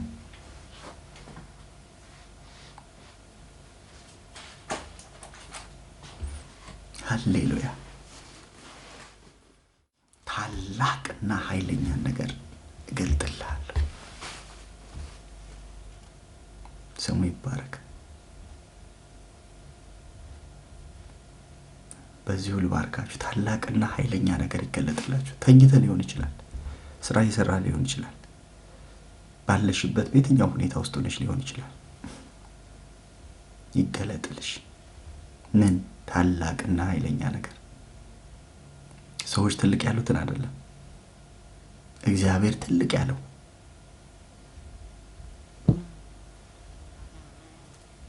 አምላክሽ ትልቅ ያለው ነገር ይገለጥላችሁ በጌታ በኢየሱስ። በግዞት አደባባያችሁ ላይ የእግዚአብሔር እጅ ይምጣ፣ የመገለጥ እጅ ይምጣ። ባላችሁበት የሆነ ህይወት ጉዞ አሜን አሜን አሜን። ባላችሁበት የሆነ ግዞት፣ ባላችሁበት የሆነ እስር ቤት፣ ባላችሁበት የሆነ ፈቅዳችሁ ማትወጡበት ነገር፣ እልፍ ማለት ያቃታችሁ ነገር፣ ባላችሁበት የትኛውም ሁኔታ ውስጥ ያላችሁ ወደ ህይወታችሁ እግዚአብሔር ታላቅ የሚለውን፣ እግዚአብሔር ብርቱ የሚለውን፣ እግዚአብሔር ካላችሁበት ሁኔታ ትልቅ የሚለውን ነገር መገለጡን ይዞላችሁ ይምጣ። ተኝታችሁ ስትነቁ እግዚአብሔር ትልቅ የሚለውን ነገር አይቶ መንቃት ይሆንላችሁ። ያዕቆብን እግዚአብሔር ትልቅ ነገር ሊያደርግለት ያወቁ ወንዝ ላይ ያገኘው። ያ ትልቅ ነገር ለሰዎች አይገባም። አንዳንዴ ምንድነው መሰለ እግዚአብሔር ትልቅ ነገር አድርጎልህ ሰዎች ላያውቁት ይችላሉ። ምክንያቱም ጤና ሆኖ የገባው ሰው፣ በሰላም የገባው ሰው፣ ያቦቅ ወንዝን በራሱ እጅ የገባው ሰው ከያቦቅ ሲወጣ ምርኩዝ ይዞ እያነከሰ ሲወጣ ሲያዩት አይ እንደው ምን ገጠመው? አባታችንን ምን አገኘው? ምን አግኝቶት እንደሆነ ታውቃላችሁ? ታላቅ ነገር ራሱ ሲናገር እንደዚህ ያለ እግዚአብሔርን አለ ፊት ለፊት አየሁት። ከዚህ በላይ ትልቅ ነገር አለ? ቀጥሎ ምን አለ? ሰውነቴ ድና ቀረች። ያነከሰ እኮ ነው እንደሚለው ብራዘር። የጭኔ ሹሉዳ ተነክቷ ነክሳለው፣ ሊነጋ እስኪያቅላላ ከአምላክ ታግያለው። ሰውነቴ ድኖ ቀረ፣ ስሜ እስራኤል ሆነ ተቀየር። እያነከሰ እስራኤል የምትባል ሀገር ወለዳት። እንዴት ነው ይሄን እኮ እግዚአብሔር ትልቅ ሲል እስራኤል የተወለደችው ያቦቅ ወንዝ ነው። አሁን የምታየው እስራኤል ትላንትም የነበረችው እስራኤል፣ በእነ ሮማውያን ዘመን ያጠፏትም እስራኤል ያዕቆብ የወለዳት ያቦቅ ወንዝ ላይ ነው። ታላቅና ኃይለኛ ነገር ሆነ በዛ ምሽት። ታላቅና ኃይለኛ ነገር ተደረገ በዛ ሌሊት። ሰዎች አልገባቸውም። እንደው ከዛሬ ጀምሮ የጭን ሹሉዳ አንበላም አሉ። ለምን? አባታችን ደንዝዞታልና ብለው። እሱ ታሪክ የተቀየረበት ሌሊት ነው። እሱ ሌሊት አገር እየተወለደበት ያለ ሌሊት ነው። እሱ ሌሊት እግዚአብሔር ሊመጣ ሊገለጥበት ላለው አጀንዳ መስመር የዘረጋበት ሌሊት ነው። አንድን ትውልድ ለራሱ ከአሕዛብ ከወገን ለይቶ ለራሱ ያዘጋጀበት ሌሊት ነው። ታላቅና ኃይለኛ ነው። ምናልባት ያዕቆብም ቆይቶ ገብቶታል። አየሁት እኮ አለ፣ ድኜ የምቀርበት ሌሊት ሆነልኝ አለ። ከሰው ጋር ምናልባት ሊያጋጨው ይችላል። እንዴ ጭራሽ ምርኩዝ ይዘህ እያነከስክ፣ ትላንት ሰላም የነበርክ ሰው ዛሬ እያነከስክ እየደነዘዘ እንዲህ እየሄድክ እያየን በዓይናችን እንዴት ድኜ ቀረው ትላለህ? የዳንኩትን መዳን እኔ ነኝ የማውቀው። የሆነልኝን ነገር እኔ ነኝ የማውቀው። አንዳንዴ ቸርች ውስጥ ብጥብጥ የሚያደርጉ ሰዎች፣ የሚጮሁ የሚዘሉ ሰዎች ምናልባት የሆነላቸውን ነገር የሚያውቁት እነሱ ናቸው። ምናልባት የተደረገላቸውን ነገር ከማንም በላይ የሚገባቸው እነሱ ናቸው። ለእኛ ላይ ይገባን ይችላል። ስርዓት ይዞ አይመልክም እንዴ ምናምን እንላለን። ስርዓት አትይዝም እንዴ ምናምን። ምናልባት ከዛ ያለፈ ነገር ነክቷታል። ከዛ ያለፈ ነገር ሆኖላታል። የሆነላቸውን የሚያውቁ ሰዎች አሉ። የተነኩበትን መነካት ያዩትን ማየት የሚያውቁታል። ድኜ የቀረው ይላል። እነሱ አባታችን ከዛች ቀን ጀምሮ በቃ እንዲሆነበት ይላሉ። እሱ ድኜ የቀረው ይላል። የጭኔ ሹሉዳ ተነክቶ የዳንኩበት ምሽት ይላል። እነሱ አባታችን ያነከሰበት ምሽት እያሉ ያከብራሉ። ለምን ካልከኝ እስከ ዛሬ ድረስ እስራኤላውያን የጭን ሹሉዳ አይበሉም። ለምን? አባታቸው ስላነከሰ በዛ ሌሊት። ለነሱ ማንከሱ ነው የታያቸው። ለሱ ድኖ መቅረቱ ነው የሚታየው። ታላቅና ኃይለኛ ነገር እገልጥልሃለሁ። ስሙ ይባረክ፣ ስሙ ይባረክ።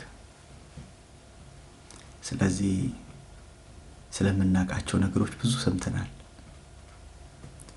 ከዚህ በኋላ ስለማናቃቸው ነገሮች ይግለጥልን። አሜን። ይግለጥልን እሱ። ስለማናቃቸው ነገሮች እግዚአብሔር ያወራን።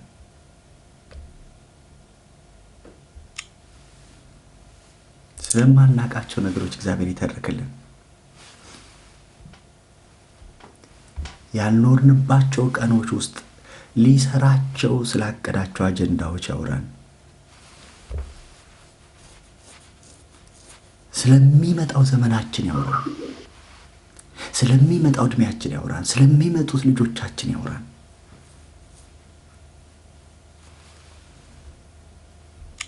ሃሌሉያ።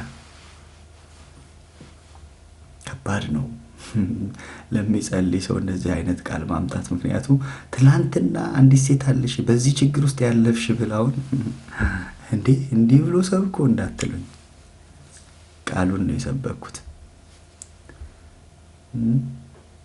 ደግሞ መነሻ ነው፣ ትላንት መነሻ ነው ብያቸዋለሁ። መልእክት ደግሞ አለው እግዚአብሔር ስለነገ። በትላንትናችን የማይቆም ነገ አለው። እግዚአብሔር ከትላንትናችን ተነስቶ ዛሬያችንን አስታጥቆ ነጋችንን ያሳየናል። ትንቢት እነዚህ 3 ነገሮች ይሟሉበት። በትንቢት የምታገለግሉ ወንድሞች እህቶች፣ ስታገለግሉ ትላንት ብቻ ከተገለጠላችሁ ጥቂት ቆይታ አድርጉ። ጥቂት፣ በጣም ጥቂት። ለምን? ዛሬን ይገልጥላችኋል። ዛሬ ከተገለጠላችሁ አሁንም ጥቂት ቆዩ፣ ጥቂት ቆዩ። በዛ ጥቂት ውስጥ ነገን ደግሞ ይገልጥላችኋል፣ ይገልጥላችኋል። ትላንት ሲገለጥልህ ስትናገር ከዛ በኋላ ነገም ዛሬም ሳይገለጥልህ ልትተላለፍ ትችላለህ። አንዳንድ ጸጋዎች ምንድነው መሰላችሁ? ለአንዱ የተሰወረውን መግለጥ፣ ለአንዱ ትንቢት ይላል፣ ለአንዱም ቃል፣ ለአንዱም እምነት፣ ለአንዱም እንዲህ አይደል? ቆሮንቶስ ላይ ያሉ የጸጋ ስጦታዎች የተሰወረውን ሲገልጥልህ ኦኬ ተናገርከው። ከዛስ አብሮት ትንቢት ያስፈልገዋል። የተሰወረን መግለጥ አንድ የጸጋ ስጦታ ነው። ተጨማሪ ግን ትንቢትን መናገር እምትላለች አብራ።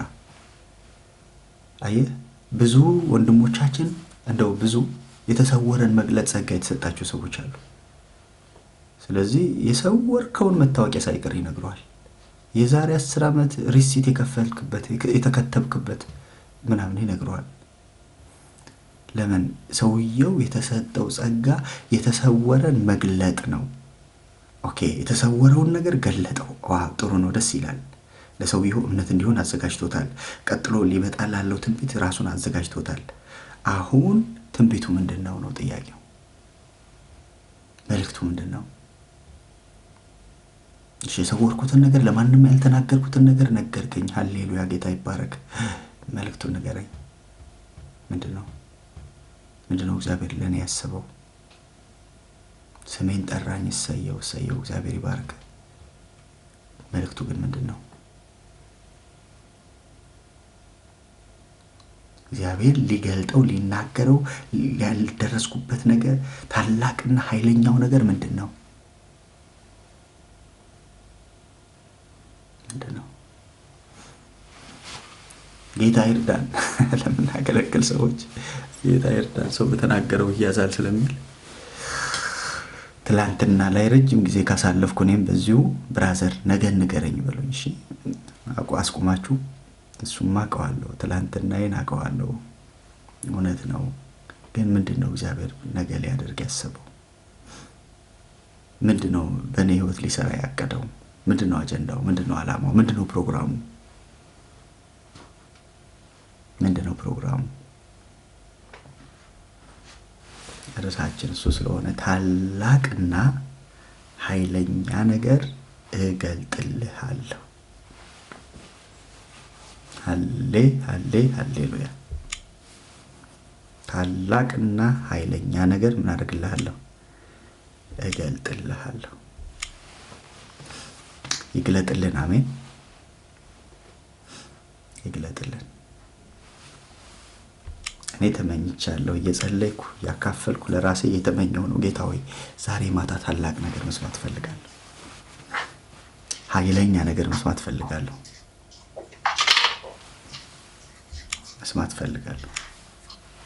የልብን ሐሳብ መስማት ፈልጋለሁ። አንተ ልታደርግ ልትፈጽም ያለውን አጀንዳህን፣ ሐሳብህን፣ ፈቃድህን ማወቅ ፈልጋለሁ። ስለ ግዞቱ አደባባይ፣ ስለ እስር ቤቱ አይነት ስንት እንትን እንዳለው፣ ስንት ሰንሰለት እንዳለው ስለሱ ቢነገረው ኤርሚያስ የሚደነቅ አይመስለኝም። ያለፈበት ስላለ የታሰረበት ስለሆነ ሊደነቅ የሚችልበትን ነገር ግን እግዚአብሔር እንደዚህ ያለው እኔ እገልጥልሃለሁ። እንዴት መታደል ነው! እንዴት መታደል ነው! እንዴት መታደል ነው! እንዴት መታደል ነው! ከኢየሱስ ጋር መኖር እንዴት መታደል ነው! በሰማያት በላይ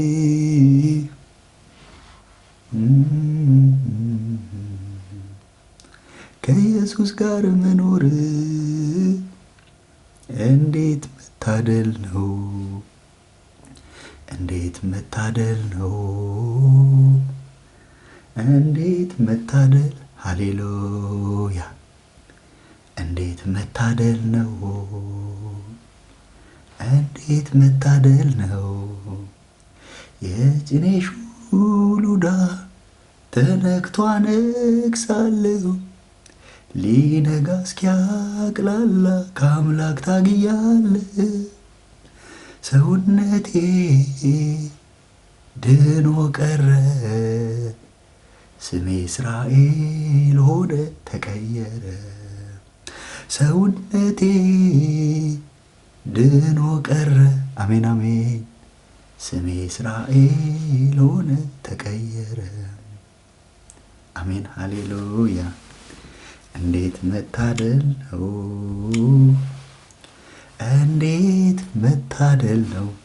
ስሙ ይባረክ። ስለዚህ ነጋችን ከዛሬ የተሻለ ይሆናል። ለምን ካላችሁኝ በእግዚአብሔር መገለጥ እናየዋለን።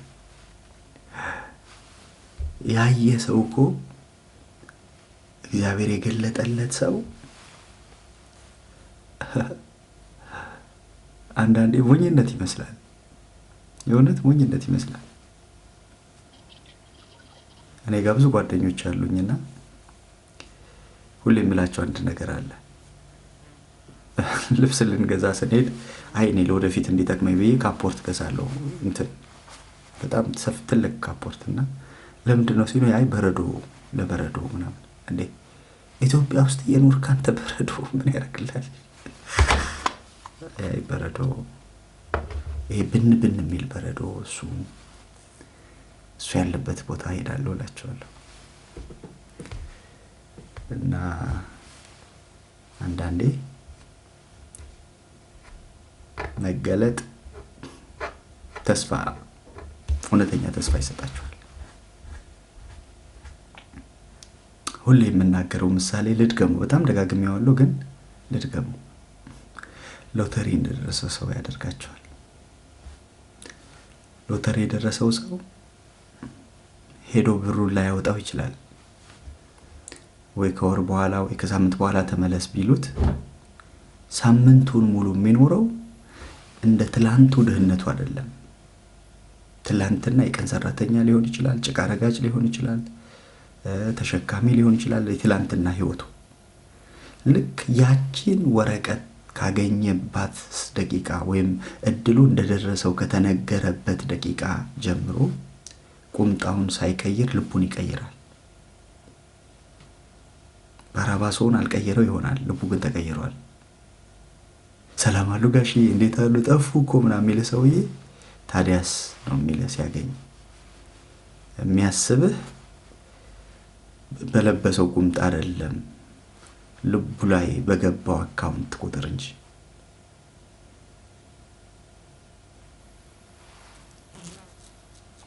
እንዴት መታደል ነው! የዳንኤል አምደ ሚካኤል ነው። የጭኔ ሹሉዳ የሚለው ደግሞ የጌጫ ቃለ ሕይወት ዘማሪዎች ነው። ስለዚህ በተቀየረ ማንነት ነው የሚያገኘ። ነገውን አውቋላ፣ መጨረሻውን አውቋላ። ባለበት ድህነት እንደማይቀጥል ደረት ኪሱ ላይ አጥፎ ያስቀመጣት ወረቀት ነግረዋለች። ልቡን ቀይረዋለች። እጣ ወጥቶልሃል ብላ ነግረዋለች።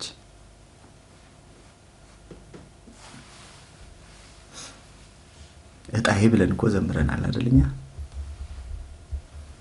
አንተን ሳያገኙ ሞቴ ወሰዳቸው አሉ ደግ ሰዎች እኔ እንኳን ማውቃቸው።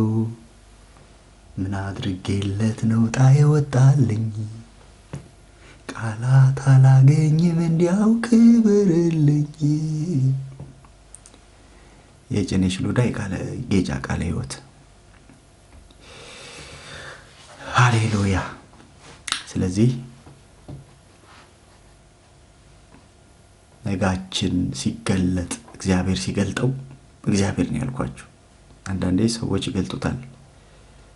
እኔ አንድ ሰውዬ ተገልጦለት ይሁን ራሱ ገልጦ ይሁን መርከብ 6 መርከብ ነው ምናምን ትገዛለህ ይሁን እሰየው። እግዚአብሔር ሲገልጠው ግን ያሳርፋቸዋል። እግዚአብሔር ሲገልጠው ነጋችሁን እግዚአብሔር ሲገልጠው። አንዳንዴ ሰዎች ትልልቅ ነገሮች ሊነግሯችሁ ይችላሉ። እመኑኝ፣ እግዚአብሔር ከሌለበት አብሯችሁ አይቆይም። ያ ድምፅ ገለባ እየሆነ ይሄዳል። ትልቅ እኮ ነው የሰማችሁት ነገር እኮ ትልቅ ነው።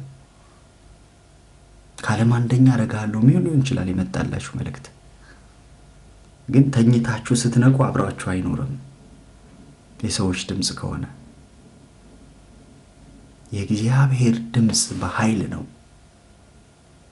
እኛ ተረት ሰምተን አይደለም የተከተልነው አለ ጴጥሮስ። በስተርጅናው መልእክት ሊጽፍ ብዕሩን ሲያነሳ መልእክትን ሊጽፍላቸው አንደኛ ጴጥሮስ ሁለተኛ ጴጥሮስ ሊጽፍ ሲነሳ ትዝ ያለው ከገናናው ክብሩ የሰማው ድምፁ ነው። ከእግዚአብሔር የሰማችሁት ድምፅ አብሯችሁ ይኖራል። አብሯችሁ ይኖራል። አንዳንዴ የሰማችሁትን ትንቢት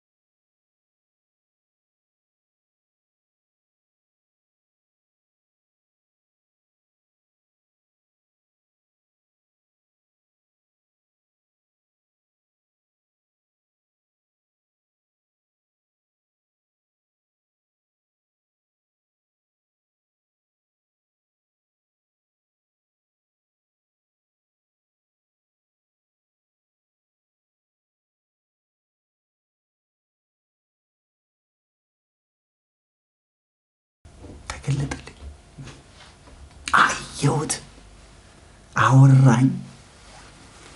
አንተ የምታሳድደኝ የናዝሬቱ ኢየሱስ እኔ ነኝ አለኝ። የመውጊያውን ብረት ብትቃወም ለአንተ ይብስብሃል አለኝ። ባገኘው ልገለው የነበረው ሐናንያ አዳኝ ሆኖ መጣ። ኢየሱስ ጳውሎስን ባያገኘው ሐናንያን ቀድሞ አግኝቶት ቢሆን አሳዳጁ ሳውል ገሎት ነበር። የሚያድነውን ሰው፣ የሚታደገውን ሰው፣ የሚያስጠምቀውን ሰው፣ መንገድ የሚያሳየውን ሰው ገሎት ነበር። ጌታ ደግ አይደል? ቀድሞ አገኘው። የገረመኝ ብሎ ታውቃለህ? ሄደና ደግሞ ኢየሱስ ለሐናንያ ተገለጠ። ሐናንያ ሆይ ልልክህ ነው። ወዴት? እሄዳለሁ ጌታ ሆይ፣ ፈቃድን እፈጽማለሁ። አንድ ሰው አግኝቻለሁ መንገድ ላይ፣ ሳውል ይባላል። ያለበት ቦታ እንደዚህ ነው። ጠፍ ስትል መንገዱ ምናምን ምልክቱን ነገረው። እኛ የምንጨፍርባቸው ምልክቶቹ ማለት ነው። ነገረው። በዚህ ስትሄድ በዛ ስትሄድ ታገኘዋለህ ምናምን ብሎ ነገረው። ጌታ ሆይ እሱ ማን እንደሆነ አታውቅም እንዴ? ለጌታ ሊያስረዳው ማለት ነው። እሱ እኮ ማለት አንዳንድ ሰው ምንድነው መሰለህ እግዚአብሔር ስለ ነገ እያወራው ትላንትን እሱ አታውቅም እንዴ ታሪኩን ይላል። እንዴ ማታ ተስማምቶ ቢሆን እስከ ጌታ ጋር አንተ ያምናውን ታሪክ ነው የምታውቀው። ሰውየው ማታ ንስሐ ገብቶ ጨርሶስ ቢሆን እውነት አእምሯችን አይለቅም። ትላንትን የሰዎችን ትላንት ካወቀ እነዛ ኢየሱስ ፊት ሊወግሯት ሴትዮዋን ይዟት የመጡት እኮ ከሷ በላይ እኮ ናቸው። ምክንያቱም ድንጋቸውን ጥለው የሄዱት እኮ ኃጢአታቸው ትዝ ብሏቸው ነው። ገብቷቸዋል። አልተገለጠም፣ የነሱ አልታየም። አሁን አደባባይ ላይ የሆነ የሚያሸማቅቁ ሰዎች የነሱ እኮ ስላልተገለጠ እኮ ነው ተከድኖለት። አይ አደባባይ ላይ የወደቀን ሰው፣ አደባባይ ላይ የሆነን ሰው ብዙ ሰዎች የሆነ ነገር ሲያደርጉ ታያላችሁና እነዛ ሰዎች ከሷ ይባሱ ነበሩ።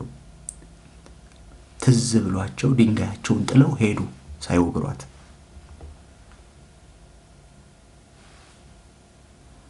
ስለዚህ ሐናንያ እንደ ጌታ ሆይ ይሄ ሰው ማን መሆኑን አታውቅም ወይ? ደብዳቤ አጽፎ እኛን ሊገድል የመጣ አውቃለሁ። እሱ የትላንት ታሪክ ነው። አግኝቼዋለሁ፣ እኔ አግኝቼዋለሁ፣ እኔ ቀይሬዋለሁ። አሁን ስትሄድ የሚቀበልህ ከትላንት በፊት በነበረው ማንነት አይደለም። ምናልባት ከሐናንያ በላይ አገልግሎ ይሆን ጳውሎስ አላውቅም። ምናልባት ከሐናንያ በላይ መልእክት ጽፏል። ግን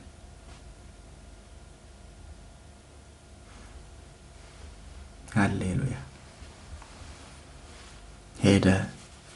ሳውል ሆይ ያለው ያ በመንገድ የተገለጠልህ የናዝሬቱ ኢየሱስ ልኮኝ ነው የመጣሁት አለ። መርጦሃል፣ ዕቃ ልትሆን መርጦሃል፣ በነገስታት ፊት ልትቆም። ማንከልካ ያለው ያላየውን ነገረው። በአለቆች በነገስታት ፊት ትቆማለህ። ለዚህ ነው መርከብ እየተሰበረበት ጳውሎስ የማመልከው እግዚአብሔር የእርሱ የምሆን እንደ ተናገረኝ እንዲሁ እንዲሆን አምነዋለሁ የሚለው። መርከብ ተሰብሮ እንደማያስቀረው በአገልግሎቱ መጀመሪያ ነግሮታል። በነገስታት ፊት ትቆማለህ ብሎታል። ስለ ስሜ ትሸከማለህ ተብሏል። ታላቅና ኃይለኛ ነገር ተገልጦለታል። ሃሌሉያ። ስለዚህ መርከብ ሰብሮ እንደማያስቀረው እርግጠኛ ነው። እባብ ነድፎ እንደማያስቀረው እርግጠኛ ነው። የመጣው መገለጥ ከነዳፊው በላይ ስለሆነ፣ ከግዞት አደባባዩ በላይ ስለሆነ፣ በህይወት ግዞት አደባባይ ውስጥ ያላችሁ ሰዎች እንደ ኤርሚያስ በሆኑ ሁኔታዎች ውስጥ ታጥራችሁ ያላችሁ፣ በሆኑ ሁኔታዎች ውስጥ ታስራችሁ ያላችሁ፣ በሆኑ ሁኔታዎች ውስጥ እልፍ አልሉ ያላችሁ ሰዎች እግዚአብሔር ታላቅና ኃይለኛ ነገር ይገልጥላችኋል። ሰንሰለታችሁ ይፈታል፣ ከስሩ ትወጣላችሁ ምናምን አይደለም ያልኩት፣ ይገልጥላችኋል።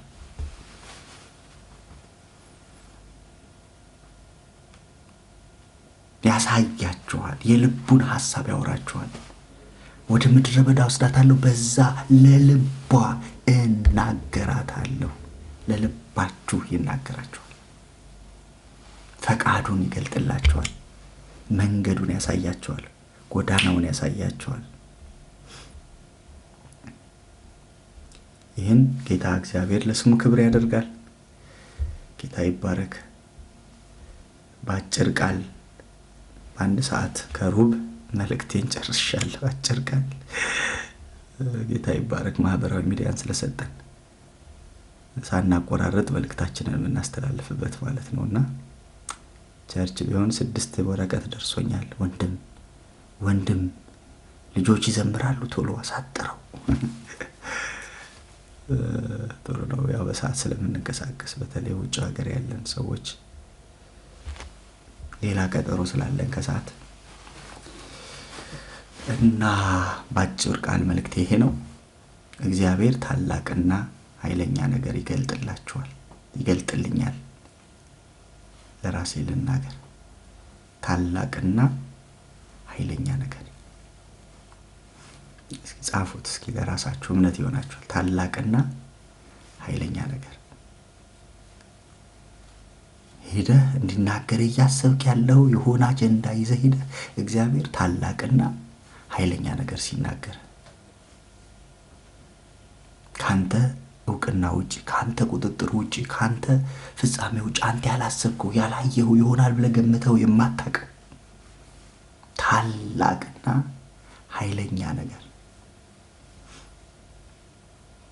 ይሄ ነው እግዚአብሔር የሚያሰኝ።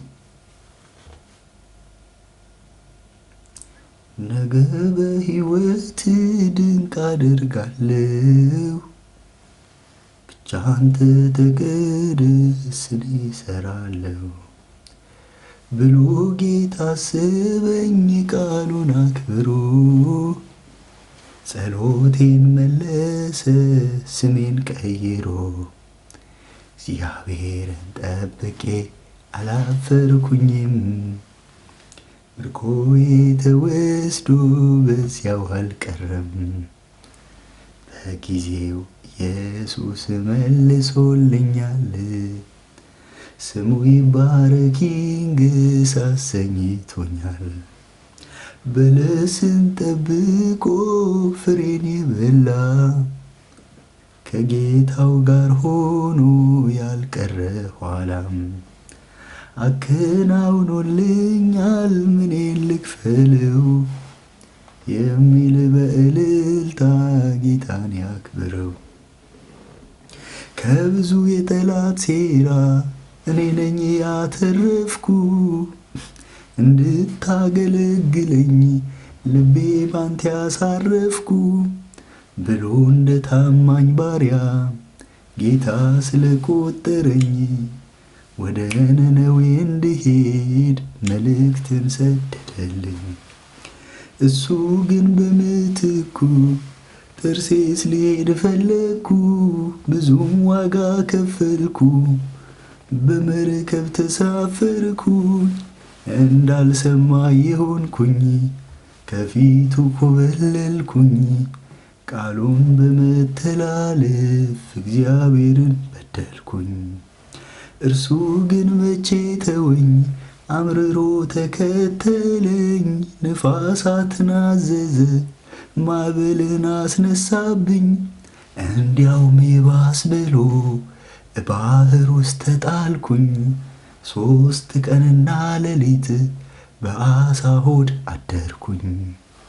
በመከራዬ ሳለሁ ወደ እግዚአብሔር ጮኩኝ፣ ይልቁን በንስሐ ከሱ ጋር ተስማማሁኝ። ጌታዬም ይቅር አለኝ፣ ዳግም ተጠቀመብኝ። ነነዌንና ጌታን ለማስታረቅ በቃሁኝ። ሃሌሉያ! እችን ብቻ ስሙኝ በጌታ። የምትወደው ልጅህን ወደ ተራራ ውሰደው፣ በዚያም ለኔ ክብር መስዋዕት አድርገ ሰዋው። ጌታ እንዲህ ይለኛል ብዬ ከቶ አልጠበቅኩም፣ ልጁንም ሳስተያየው ከሱ ክብር አይበልጥም። እኔም ሳላወላውል ወደዚያ ስፍራ ደረስኩኝ። ልጄንም ለመሰዋት መሰዊያውን ሰራሁኝ። እንጨት ረበረብኩኝ፣ ልጄን ይስሐቅ አሰርኩኝ። በዚያም ላይ አጋደምኩኝ፣ እጄንም ዘረጋሁኝ። ድምፁ ከሰማይ መጣ ሲል እጅህን አዘርጋ። አብርሃም እንደምትወደኝ የእውነት ዛሬ አየሁኝ። የእውነት በረከትም እባርክሃለሁኝ።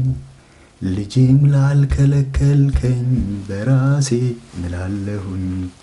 የዋይታና የመራራ ለቅሶዬን ሰማል። መጽናናት ሲያቅተኝ በፊት ያለቀስኩትን እግዚአብሔር ከሰማይ ሆኖ ተመለከተኝ። ድምፁንም አሰማኝ እንዲህ አለኝ፣ ዓይን ከእንባ ከልክል፣ ድምፅህንም ከለቅሶ በጣም ቶሎ ታያለህ። እንባ ዓይን ታብሶ ምርኮ ተመልሶ። ሃሌሉያ አሜን። ስሙ ይባረክ። ስለዚህ የሆነ ነገር ሊሆን ነው።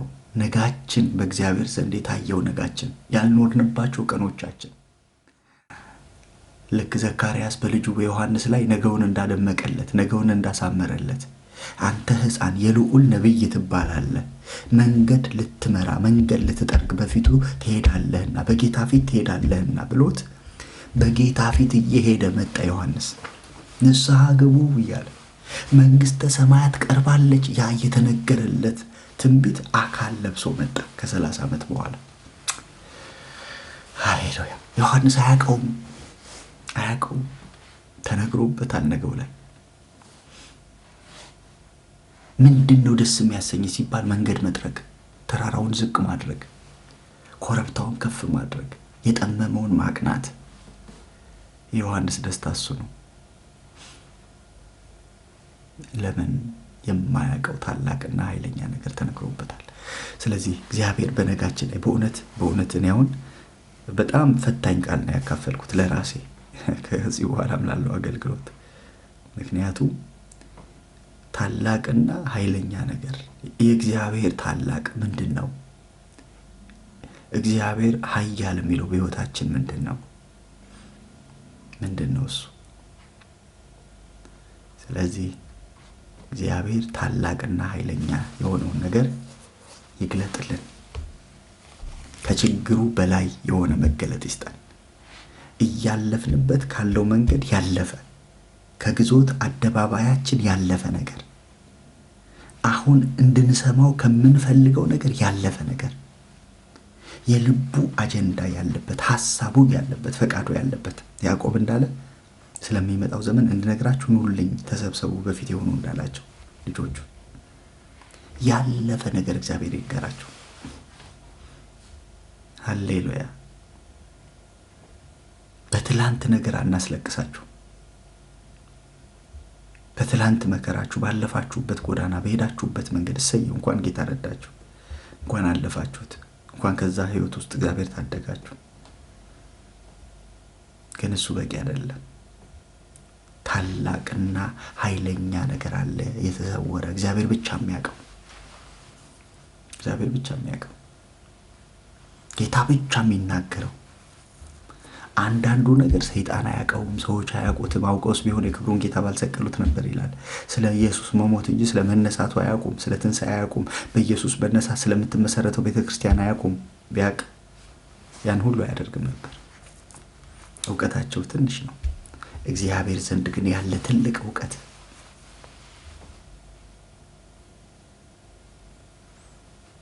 ታላቅና ኃይለኛ ነገር እገልጥልሃለሁ። እኔ ከዛሬ ጀምሮ እናፍቀዋለሁ። ይህንን ጸሎት እናፍቀዋለሁ፣ ጸልየዋለሁ። እግዚአብሔር ሆይ ታላቅና ኃይለኛ ነገር ነው የምፈልገው። አንተ ታላቅ የምትለውን ነገር እፈልገዋለሁ። አንተ ኃያል የምትለውን ነገር እፈልገዋለሁ። እኔ ኃያል ያልኩት አንተ ዘንድ ትንሽ ነው። ትንሽ ነው። ብር ወርቅ አለ እግዚአብሔር። እንስሳ የሰባ ፍሪዳ በሺህ ተራሮች ያሉ እንስሶች ማን ናቸዋል? በጠቦት በአስራት በበኩራት እግዚአብሔርን አትሸውደው። ዓለም በሙሉ የሱ ነው። ምን ሰጥተህ ምን ታረከዋለህ? ምን ልስጥ ብሎ የለ ዘማሪ ክበር እንዳለ ክበር የምንለው እኮ ራሱ የከበረ እኮ ነው። ባናምነው የታመነ ሆኖ ይኖራል። ምንም አይጎልበትም። ምንም ቅንጣት አይጎልበትም። እኛንን የምንጠቀመው ብናምነው የምንጠቀመው እኛንን። ስለዚህ እኛ ለእግዚአብሔር ትልቅ ብለን ይዘን የመጣ ነው እግዚአብሔር ፊት ትንሽ ሊሆን ይችላል። ሳኦል እኮ ህዝቡ ለእግዚአብሔር ሊሰዉ አለ። አየህ፣ ለሱ የሰባ ነገር ለእግዚአብሔር ትልቅ ነው በሳኦል አይን። እግዚአብሔር ግን እኔ እኮ እሱ አይደለም፣ ለእኔ እኮ ትልቅ እሱ አይደለም፣ ለእኔ እኮ ትልቅ ማዳመጥ ነው።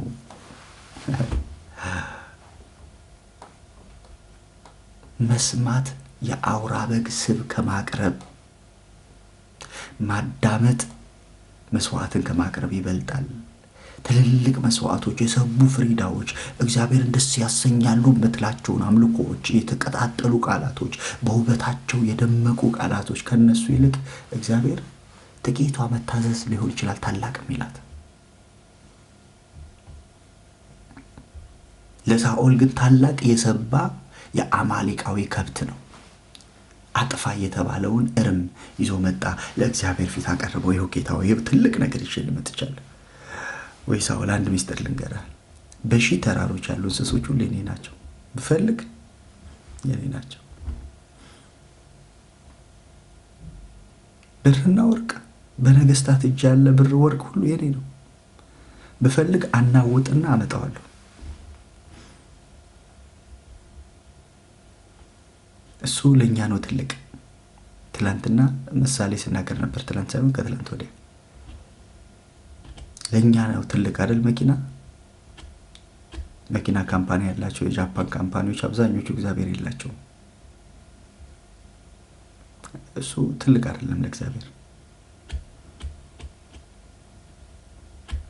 ዛሬ ልባርካችሁ፣ እግዚአብሔር ትልቅ በሚለው በረከት ይስጣችሁ።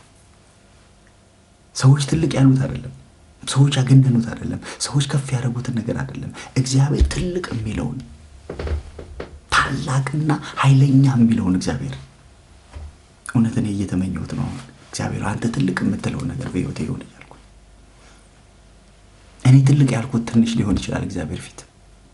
እኔ የሰባ ያልኩት እግዚአብሔር የናቀው ሊሆን ይችላል። ሳሙኤል ትልቅ ያለው ኤልያብ እግዚአብሔር የናቀው ነው። እግዚአብሔር ትልቅ ያለው ዳዊት ደግሞ አባቱ የረሳው ነው። ለድገመው፣ ሳሙኤል ትልቅ ያለው ኤልያብ እግዚአብሔር የናቀው ነው።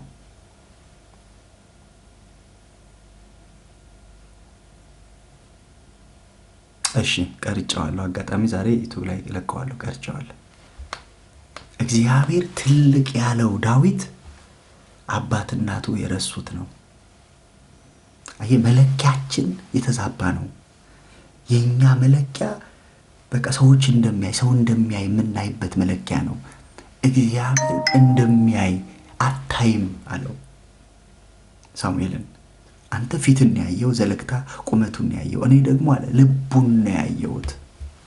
ልቡ ትልቅ አይደለም። ልቡ ትልቅ የሆነ ጫካ ላይ ከአንበሳ ጋር የሚታገል ልጅ አለኝ ያለ እግዚአብሔር።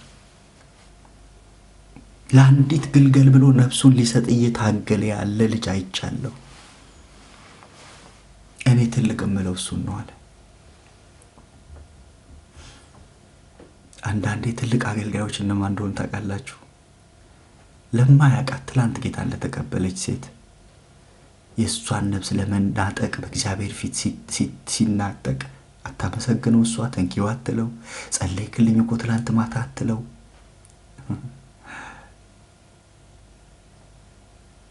የሚሸልም ግን ከላይ አለ። አንዷን ግልገል ለማዳን የሚናጠቅ ሰው ከአንበሳ ጋር ስለሷ እሷ እኮ አታውቅም፣ ተኝታለች። የሚገርም እንቅልፍ ለሽ ብላ ተኝታለች። ስለሷ የሚታገለውን አገልጋይ እግዚአብሔር ትልቅ ይለዋል። ለምን? ሽልማት የለውም። ማንም አይሸልሙም። ጸለይክላት እኮ ጌታ ይባርክ እስኪ 3 እንባርከዋለን 7 እስኪ እንባርከዋለን ምናምን አይባልም። በጓዳ ነው የሚጸልየው። ሌላው ቀርቶ እሷ እንኳን እንደጸልይላት ላታውቅ ትችላለች። ስለ አንዷ ነፍስ ስለ አንዷ ግልገል በጓዳው ሆኖ የሚታገል ሰው፣ ግልገሏን ከአንበሳ አፍ የሚናጠቅ ሰው። ለምን እንደዚህ እንደምላችሁ ታውቃላችሁ? ዳዊት ግልገሏን ከአንበሳ አፍ ካስጣላት በኋላ አንበሳውም ይላል ተቆጥቶ ወደ እኔ ዘወር ይል ነበር ይላል። አንዳንድ ሰዎችን ከአጋንንት እስራት ከሆኑ ጨለማ ነፃ ማውጣት ቀላል ሊመስላችሁ ይችላል። የሚቆጣ አለ፣ ተመልሶ ዘወር የሚል በቀል ሆኖ ዘወር የሚል አለ። በኢየሱስም 3 ጮህና ማለት ብቻ እንዳይመስላችሁ፣ ከጀርባው አለ የመናፍስት አሰራር።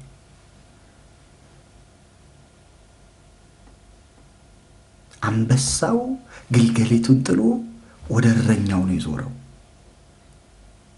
ተቆጥቶ ነው የዞረው።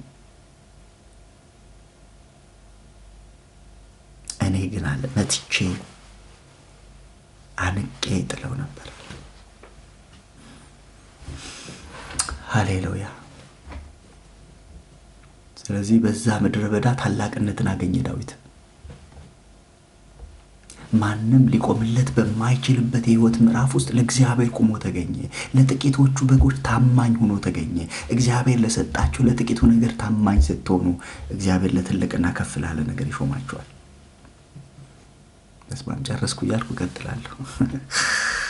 ሃሌሉያ። እና ይኸው ነው። ጌታ ይባረክ። ከቀጠልን ስለምንቀጥል ያሉን ሰዓቶች ለመጠቀም እንደው ልትመኙ ፈልጌ ነው። ዛሬ ተመኙ ትልቅ ነገር ከእግዚአብሔር። እግዚአብሔር ትልቅ የሚለውን ማግኘት፣ እግዚአብሔር የልቡን ሐሳብ በቃ በእግዚአብሔር ዘንድ ትልቅ የሆነ ነገር እናንተ ቤት ትልቅ እንዲሆን፣ እግዚአብሔር ትልቅ ያላረገው ነገር እናንተ ቤት ትንሽ እንዲሆን፣ እግዚአብሔር ያሳነሰው ነገር ተልቆብን ያስተለቀው ነገር ደግሞ አንሶብን እንዳይገኝ በዘመናችን ሁሉ ከግዞት አደባባዮቻችን በላይ እግዚአብሔር ገዝፎ እንዲታይ ታላቅና ኃይለኛ ነገር ይገለጥልን። ሐዋርያው ጳውሎስ ለታሰረ ወንድማችን ላልታሰሩት ወገኖቹ ሲጽፍ ኤፌሶን ላይ እንደዚህ ያላቸው፣ አይኖቻችሁ ሲከፈት። አንዳንዱ ነገር የምታውቀው አይኖች ሲከፈቱ በቅዱሳን መካከል ያለውን የክብር የርስት ባለጠግነት የምታውቁት አለ አይኖቻችሁ ሲከፈቱ። ለቤተ ክርስቲያን የመጣ መልእክት እኮ ነው። ለዳኑ ሰዎች የመጣ መልእክት ነው። አይኖቻችሁ ሲከፈቱ የመጥራቱ ተስፋ ምን እንዲሆን፣ ለምን እንደጠራህ እንዲገባ አይኖቻችሁ ሲከፈቱ፣ እግዚአብሔር ለምን እንደፈለገ እንዲገባ፣ በአንተ ላይ ምን አጀንዳ እንዳለው እንዲገባ አይኖቻችሁ ሲከፈቱ የመጥራቱ ተስፋ ምን እንዲሆን በቅዱሳን መካከል ያለ